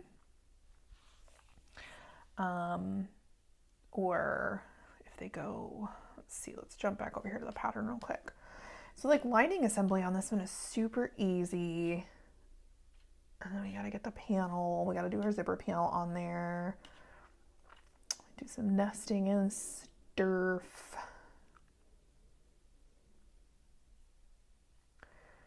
Okay, so here we go, the bonus on the zipper panel next to our, okay, so I gotta install the zipper panel, which means I gotta do the lining first, so we'll throw these aside. So this is quick. I got my cute little pocket. I'm trying to use up scraps, so I kind of touched on this earlier, but then I got, distracted because of course I did.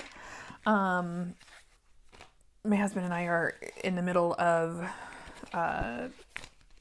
so we're going to move at the end of the year. We originally talked about moving out of state, but given that we have to start all over with IVF, we don't think that it's a great time to move out of state because we, have a doctor in a clinic who understands our case history. And, as much as I am very upset about our loss, it's progress. It's not great, but it's progress. It's something. And I just have to keep holding out hope and faith that we have better progress, more progress. And I really do not have the time at this point in life, at my age, to start over with another doctor,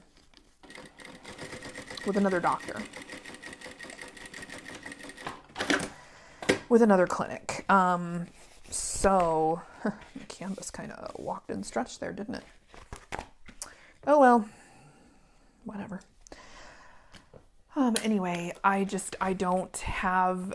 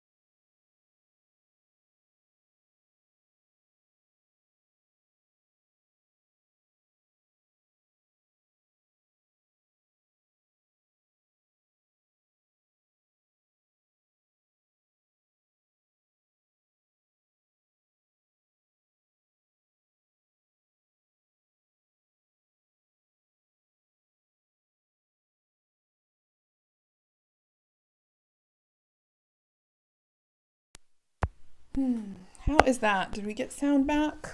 I apologize. I did not see that. It looks like my little microphone went dead. I always do a microphone when I'm on, even if my face isn't on, because I think it's just better for sound. I'm sorry. I apologize if you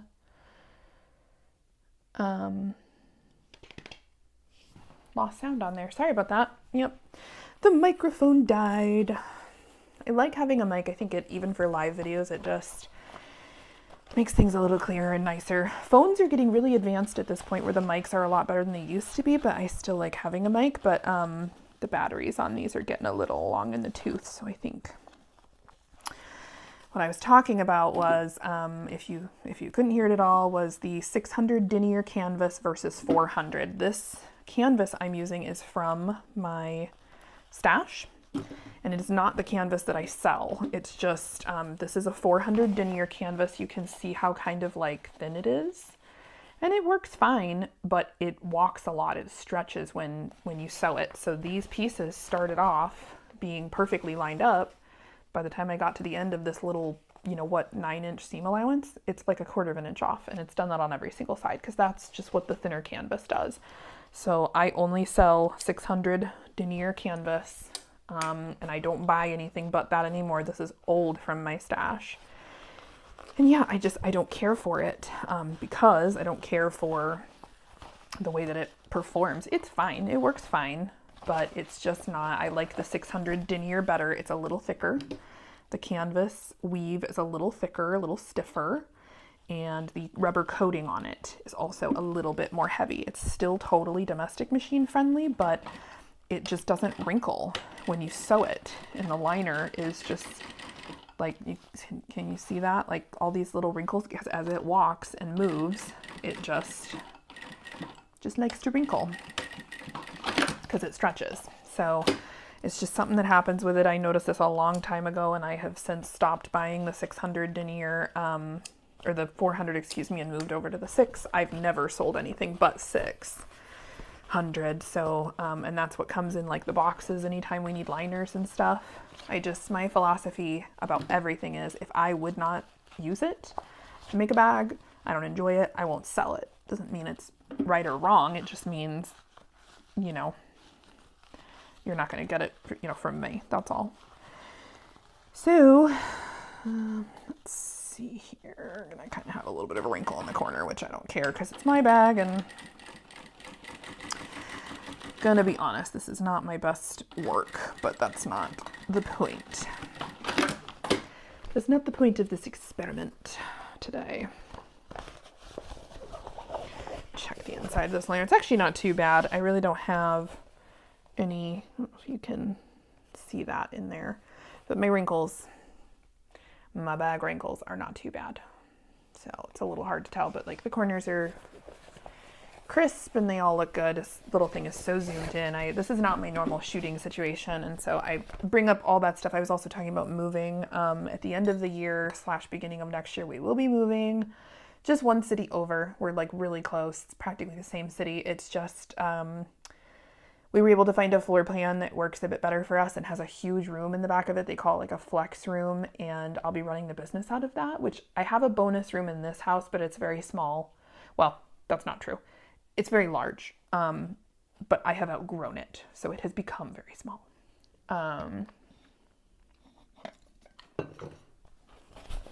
So that being said, I am trying to use up stuff in my stash. This canvas is just something from my stash that I have had for a long time and need to get rid of because I'm trying desperately not to move things. So, and that includes the business. I'm like, I don't know how in the world I'm going to move all this business inventory. That is going to be quite a feat. And I'm sure I'll bring you guys along with the setup of the new room. And at some point when, there's walls and stuff at the property, I can show you guys like what the room is, going to look like and how that's going to work and all that fun stuff. So that's something positive. It's,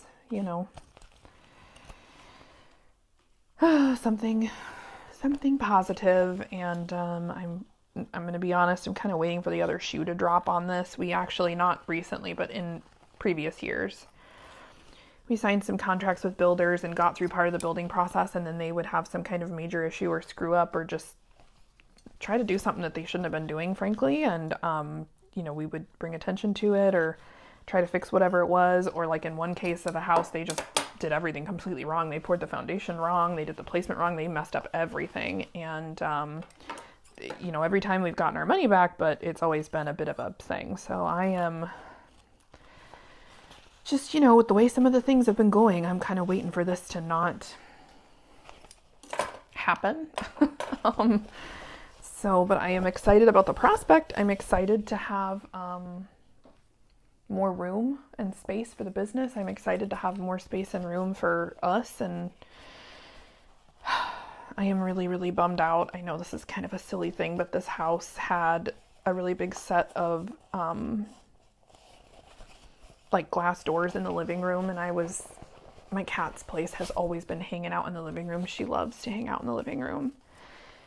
And I was always thinking this all happened so suddenly. And I just kept thinking oh, she's going to love these sliders, these big doors.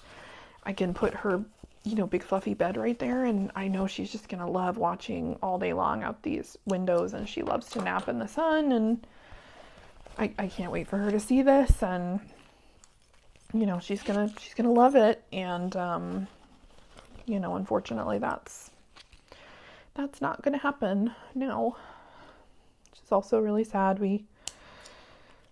There's kind of a number of things, frankly. When we talked with this builder, I asked them to do something special in the laundry room because we have it's a litter box that doesn't flush, but it essentially flushes itself, sort of a thing. And it's like a self-cleaning litter box. And I told them, I said, I have my cat's litter box. She's only ever used this litter box her whole life. And I just need to make sure, that we have a provision for it because it has to hook into a water line and it needs a drain. And, so we did a special set of changes for her accommodation, and they were happy to do it. They were really nice about it. And now I'm just going to have this weird thing in my laundry room. And, yeah. Oh, well, that's okay. But I'm bummed about that. And every time we kind of go to the property to look at things lately, I've been thinking about her and thinking about that. And it's, it's just another one of those bummer things. The house is, bigger than our house now. And I'm just over here going, great. So we're building a bigger house and we have less bodies in it. And I'm hopeful that the extra space is going to go to a family. Really hope we can make this IVF situation work out. And just hoping. Installing this little zipper panel now. I'm just going to kind of baste it here. Don't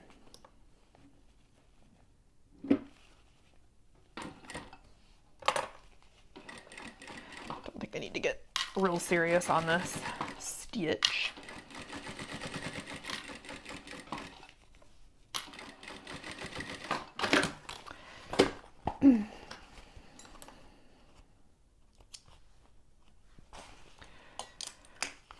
Yeah, as far as moving, I'm over here going, I don't know how in the world I'm going to move all this business stuff. I have so much, business inventory and equipment and all those things. And they're really rocking and rolling on this house. They told us originally 6 months to build it, and now they're saying 4. And I'm over here going, oh my gosh, either way, I'm not going to be ready.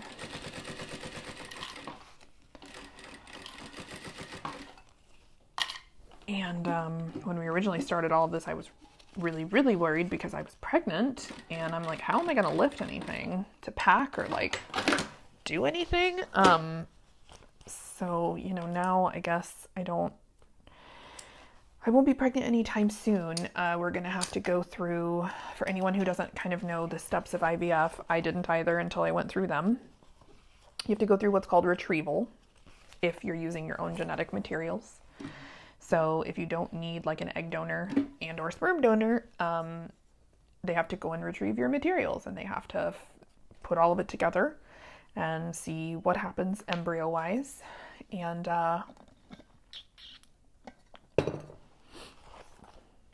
then you get your, fertilized embryos from that. And so we did all of that. I was not prepared for this the first time around, so this time around I am more prepared. Nobody kind of told us this, and I had to learn. It's what they call attrition. When you collect your embryos, you have a certain amount of them, but not all of them are viable. And every person's amount of viability is going to depend on their genetic makeup and what specific issues they may or may not have. So those embryos, or excuse me, those eggs at that time may not be viable for many reasons. And again, every person is different. So, that's just something that they do kind of tell you that, but what they don't tell you is even after your first kind of hurdle to overcome is fertilization. So how many of those eggs fertilized you could collect? In our case, we collected almost 20 eggs from me, and only 7 of them, I believe, was the number that actually fertilized. And initially we had like a lot of them fertilized, but then by day 3 or 4, they dropped off. They just kind of stopped developing. So they were not viable. They didn't work. And so in the end, after those several levels of, attrition that happens for various reasons, you end up with what you end up that's actually able to implant. They're able to use them. And we ended up with 3. We went from like 17 to 10 to 8 to like 7 to 5 and then to 3 through all the different stages. And we were not expecting that exactly. And then, your levels of success, again, it depends for each person. So I'm going to start getting this liner into this bag over here. So I'll just kind of be off camera because I can't do that in this little amount of space. Anyway, so, we went through all of that, and we ended up in the end with 3 embryos, and we did try to implant all 3. The third was the one that we had mild success with, and then obviously, that didn't end up, working out. And the first 2 just didn't. We implanted them, and they just didn't. Or you go through retrieval, and then you go through what they call transfer, where they transfer an embryo into the gestational carrier, in this case me, obviously, and then you see if they implant. And we did not have implantation with the first 2. They just did not work for some unknown reason. So when that happens, you just, that's kind of it. You just sort of keep trying, but the problem is, we are out of embryos at this stage. We used the 3 that we got, and so we have to go through and do more retrieval, unfortunately. So that is that's where we're at, and I don't want to switch, doctors, locations, other things like that, and have to start over with that because I don't think that I just don't think that would be wise. I don't think that's a wise use of our kind of time, money, efforts, all that. I think it's going to end up being more of an issue for us trying to start over again. This is actually our 3rd clinic in 10 years that we've tried, and we've had the most success here, and we really do like this doctor. So, you just keep on keeping on and trying to make it work. And where we're moving, like I said, it's just a few minutes up the road. I don't really relish having to move. I don't really want to in some ways. I mean, I'm excited about aspects of it, but I'm also really sad to leave this place behind. I feel a little like, weird about, leaving a part of our life here. Like, it's not like I've never moved before or anything, but this house has had a lot of significant life changes for us. It was the first home we ever built. And also, we went through COVID in this house. We rode out, about 2/3 of COVID in this house. We started building it in 2019. So then we,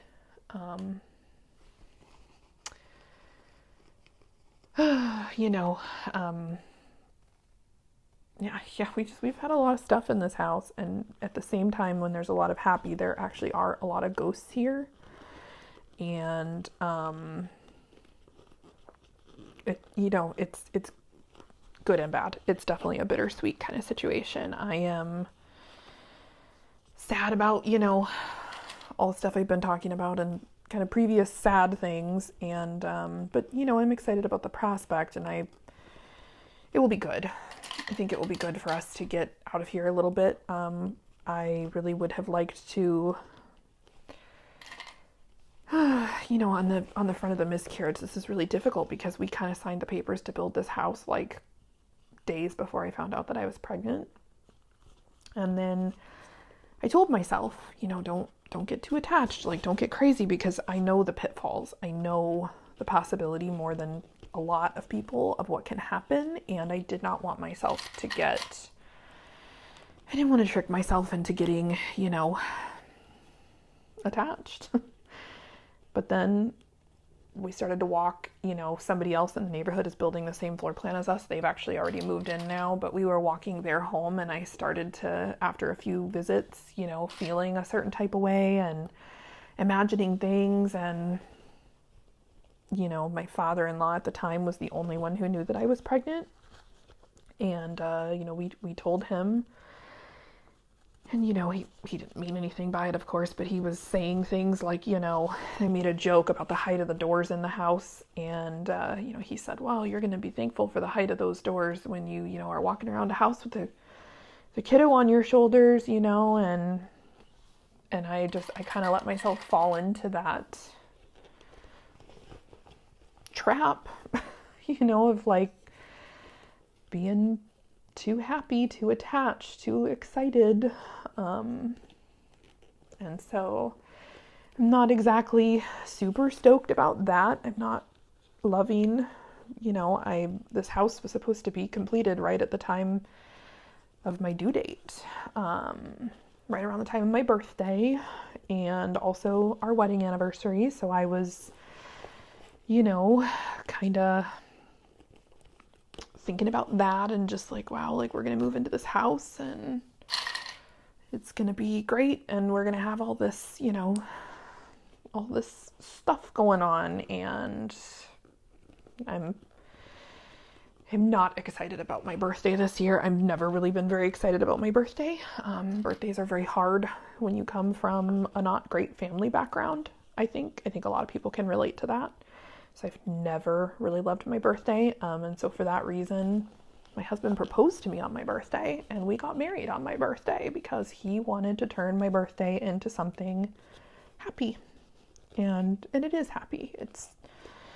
We celebrate, obviously every year. We just passed our 10-year wedding anniversary, and my in-laws threw us an amazing, beautiful party, and we had a ton of fun, and it was awesome. And, so I was really excited that like our 11-year anniversary, we'd finally have a baby and this new house and just so many things on the horizon. And, stuff changes quickly. So, and it changed very quickly. So I am just, at this point, the only thing that we're doing for the rest of the year is I have to redo all the like IVF testing stuff that I was going through. I need to redo some different procedures to get all prepared. We have to go through the retrieval again, and this time around, because we know better, we're going to do multiple retrievals so we have better chances, because kind of once you sort of start down this road, if you start doing implant transfers, you can't do retrievals, and it's a whole thing. You got to do the steps in the right order, and I wish that someone would have told us that, but they didn't.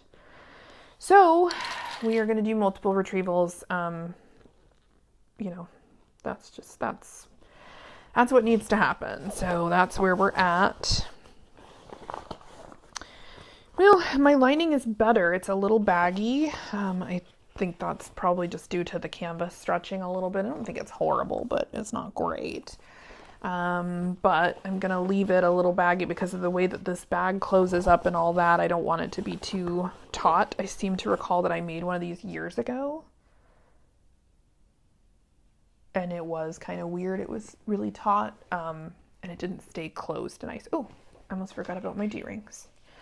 You gotta tuck these little guys in here while you're doing this. It's part of this. And I almost forgot, and I would have been sad because I really want the little tabbies in here. So. But I got all this all mushed it in here and all good and done. So I'm gonna push all these little handles down, my little like D-ring, rectangle rings. Push them down out of the way so I can just, you guys are gonna be really close to the story. You're gonna be staring at the bag end. The butt end of my bag. I'm going to back this up just a teeny bit. So hopefully it's like a little better of a vantage point. But you're going to be staring at the bag end of that. But we're like almost done. This didn't need to take this long. This is actually a pretty darn quick little sew. Let's see, where do I want to start? I think I'm actually going to start and finish my seam over on the corner because this bag closes on the sides, like it kind of crinkles up, and I think that will hide the seam really nicely. So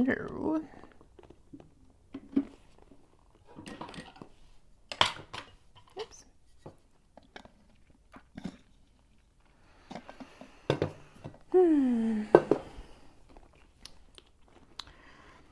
Thank you for the congratulations. I'm also, with the exception, in addition to all the other stuff I'm kind of struggling with, honestly, the biggest thing I'm struggling with about this move is I'm really mad to give up our mortgage rate. We got one of those really good mortgage rates that we're never going to see again. And mortgage rates at this point are a mess. So I am not super stoked about that. And obviously the pricing of homes is absolute insanity. So I'm not excited about that either, but we're just gonna make it work as best we can. This house, unfortunately, I mean, we love it, but it just has not we've just outgrown it. We've just outgrown, our needs are so different, and I really am super hopeful that this new house is gonna be, amazing for a family. And that we have a family. So it is a good thing overall. It's just, timing wise, this is not super spectacular. Got a lot going on, but it was definitely one of those issues. We had to kind of strike while the iron was hot. We didn't have the luxury of kind of waiting around and sort of trying to see if it was going to be okay or whatever. And so just very stressful things all hitting at the same time, I am very glad we have the opportunity to take the break that we do have coming up. Like I said, I have my trepidation about different parts of it, but what are you going to do? Because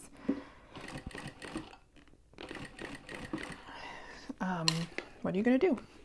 Like, it's just, this is life. You gotta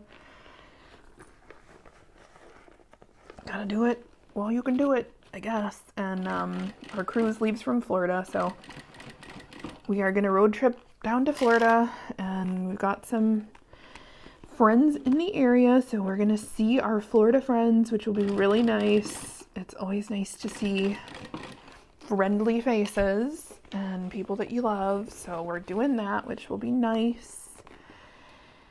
And yeah, there are some good things on the horizon.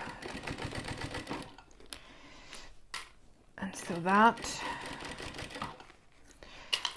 not perfect, not a replacement for anything going on here, right? But like, you know, just one of those things. Gotta take what you can get.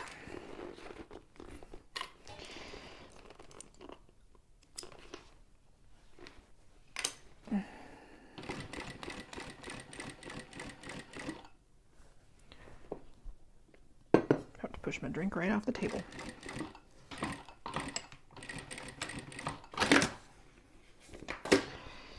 Gosh.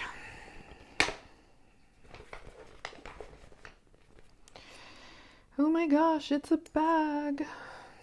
It's here. It's done.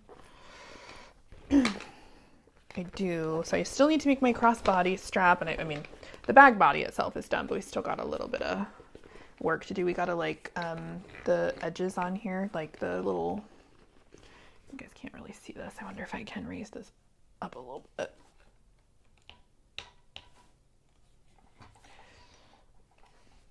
There we go. The little crinkles. We gotta do our metal spring snaps now.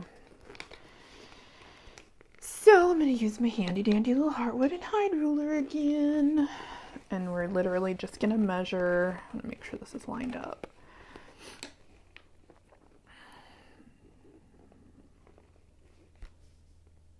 A little marker here. We're measuring in. We're poking all kinds of holes through this cute little bag we just made. So we can put in our spring snaps. And I have all that stuff here to work. It's, you know, off camera, so you guys are going to be seeing my arms reach all around everywhere in here. But like right behind where the camera is where my press is, and my press and my punch and all that good stuff. Let me see. Well, hold on. I'm getting ahead of myself. I gotta poke the holes first. So I'm gonna try not to like squish the table too much, or like jiggle the table, I guess, while I'm doing all this, but you kind of never know what's gonna happen. Oh,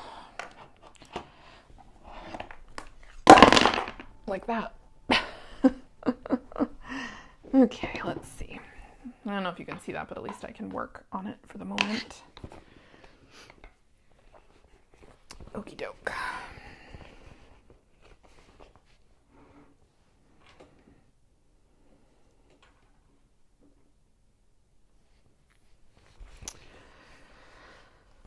Oofda.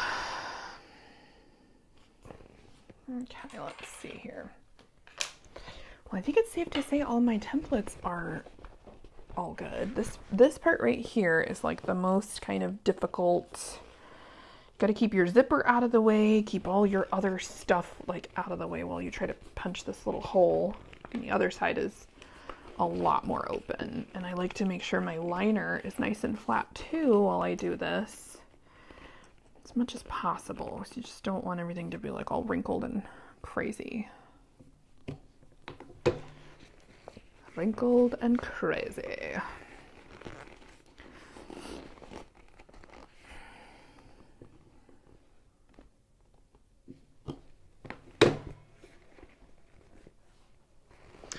Okay, 2 down, 2 to go. I think my materials turned out pretty cute, and I'm excited that it glows. I wanted to make this bag for one. These are actually oops rolls that I printed for So-cation, and they came for the mystery boxes, and they came out a little weird. So, you know, obviously I just kept them for me, and I, you know, just cut around the weird parts. But, on this cruise, we're going on the Disney think it's the treasure, the wish, or I don't know. I can't remember. The ship we're going on has a haunted mansion bar, which like I love haunted mansion. And so I wanted to make a super cute little bag, and I thought, well, I need to test these templates, and I have, you know, all these little things. So it kind of is kismet a little bit. It kind of lines up nice, right? Definitely not going to make the crossbody strap on video with y'all because there's no reason to do that. Everybody who's ever sewn a bag has made a crossbody strap. I am going to install these little spring snappies, and then that's going to be it for the day. I'm going to go fearfully check my email and see who else is being super cruddy.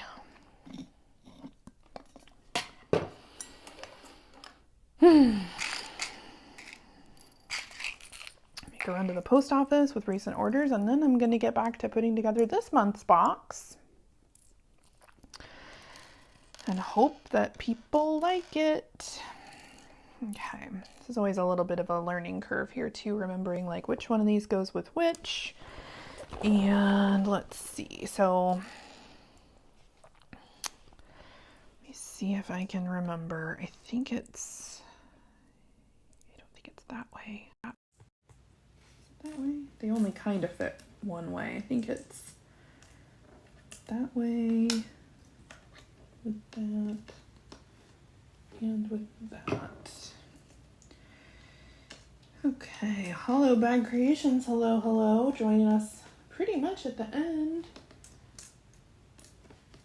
But that's okay, because I always publish these things so you can go back and watch if that's your prerogative. But it's nice to have you, as always. Okay, so I'm just gonna put the pretty one. Let's see, where's my pocket? I'll put it on that side. Why not? The way this bag kind of goes, it doesn't sort of matter because these are sort of hidden more on the inside. And I got two tops. Ooh, hello. Oh my gosh. 2 tops and 2 bottoms. And on this one, we need that one first. And which way? I think.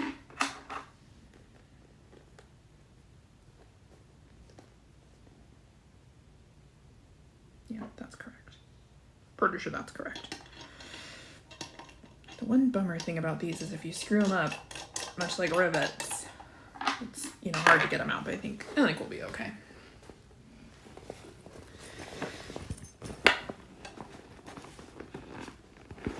Okay. Kind of got to hold that on there and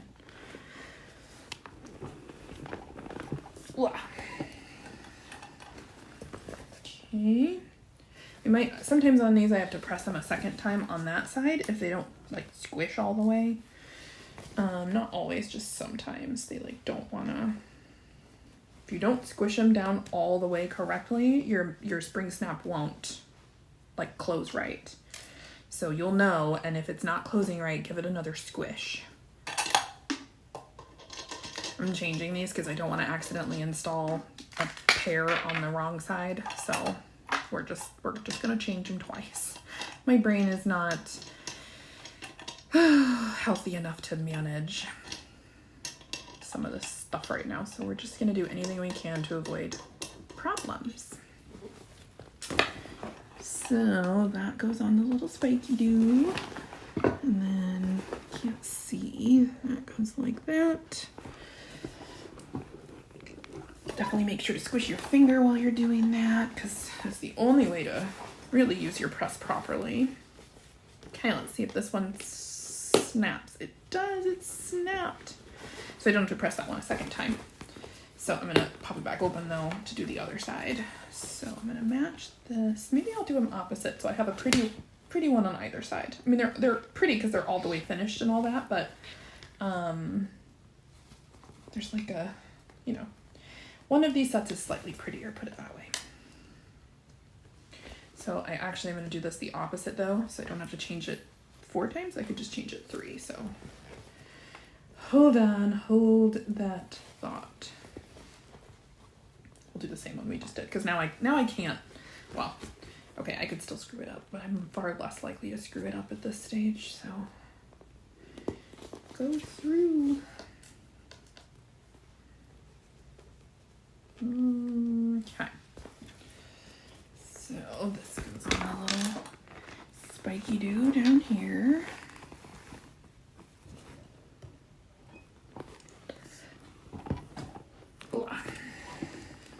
Okay.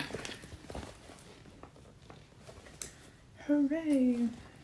Last one. And then I'll try to figure out how to back up the camera and like reveal this super cute little bag to you guys. I'm really happy about it, the way it turned out. Especially for all kinds of little like scraps and junk from my stash, because I'm just really trying to use stuff up. Like I said, I had these little rolls sitting around from printing for So-cation, and they were not good enough to sell because they had some errors. Oh my gosh.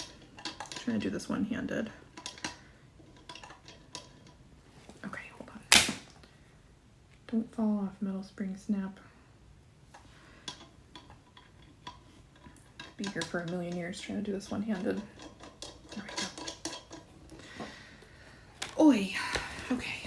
Last metal spring snap for this guy. Last one.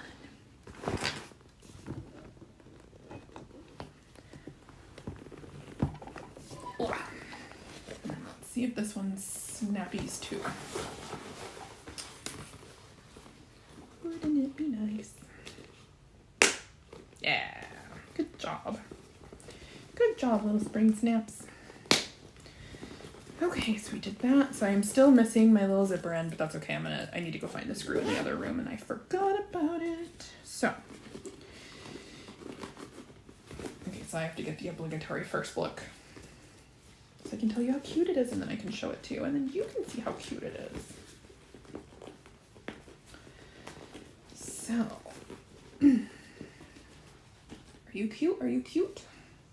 So cute. I'm really excited to have it with a crossbody strap too. Okay, let me figure out. I'm gonna raise that, and I'm gonna pivot and push this out of the way. I gotta wait for the delay to go away, so then hopefully this is like backed up enough to show you guys. So cute. Got a couple of little rope threads I gotta burn off too. Okay, it's ready. I mean, you've seen the Monroe before, I'm sure, but if you haven't, I'm gonna try to like frame this shot appropriately. There's a lag on my computer and I can't see the screen right now. So, okay, I got most of it in there. Look how cute. So this part with the characters is glow in the dark. And then this part here with the Foolish Mortals, the text glows in the dark, my glow in the dark webbing. And then this Haunted Mansion, all of this wallpaper, the eyes glow. I mean, the whole thing glows, but just because the eyes are exposed, they glow the most. So it's really, really fun. I'm super excited about that. And I have a little strip of the glow in the dark here. And then I have a little strip of the glow in the dark on the inside. And that's what I did. For the little zipper, because I was out of Haunted Mansion zipper pulls, so I did the big Mickey. In gunmetal. Such a cute bag. So that's my inside, and that was my extra one little strip. So now I just need to make my crossbody strap, but I'm not going to put anybody through the torture of that. So anyway, well, that's it. That's all she wrote. And now I'm going to go get back to work putting together this month's subscription box, the next one, because it's almost that time and we leave pretty shortly in a couple of days on our little vacation get together with friends cruise kind of thing. So I gotta have all my homework done before I leave. So if you are a subscriber to the curated box, you might get your box a little early, hopefully, because I'm gonna ship it early so I can go out of town. So yeah, I just wanted to burn off those little threads on the edge. So anyway, Oh, thank you, India. She said, I appreciate you making my day go by faster. Only 3.5 more hours left of work. Well, probably was not the most scintillating, but yeah, you know, having a buddy and a friend in your sewing space and at your work and whatever with you can be nice. Somebody to just talk to and chat to, and a little project to watch, something. But yeah, thanks for hanging out with me, and thanks for all the really lovely words of encouragement, not just from you, but everybody else that was in the video earlier, and then everybody who's here now. So yeah, anyway, I will be publishing this video. It'll take a little while to like come up, so if you're wanting to rewatch from the beginning and kind of see all the rest of the stuff, it'll be there, but takes a little while to upload. So anyway, thanks for coming, thanks for hanging out with me, and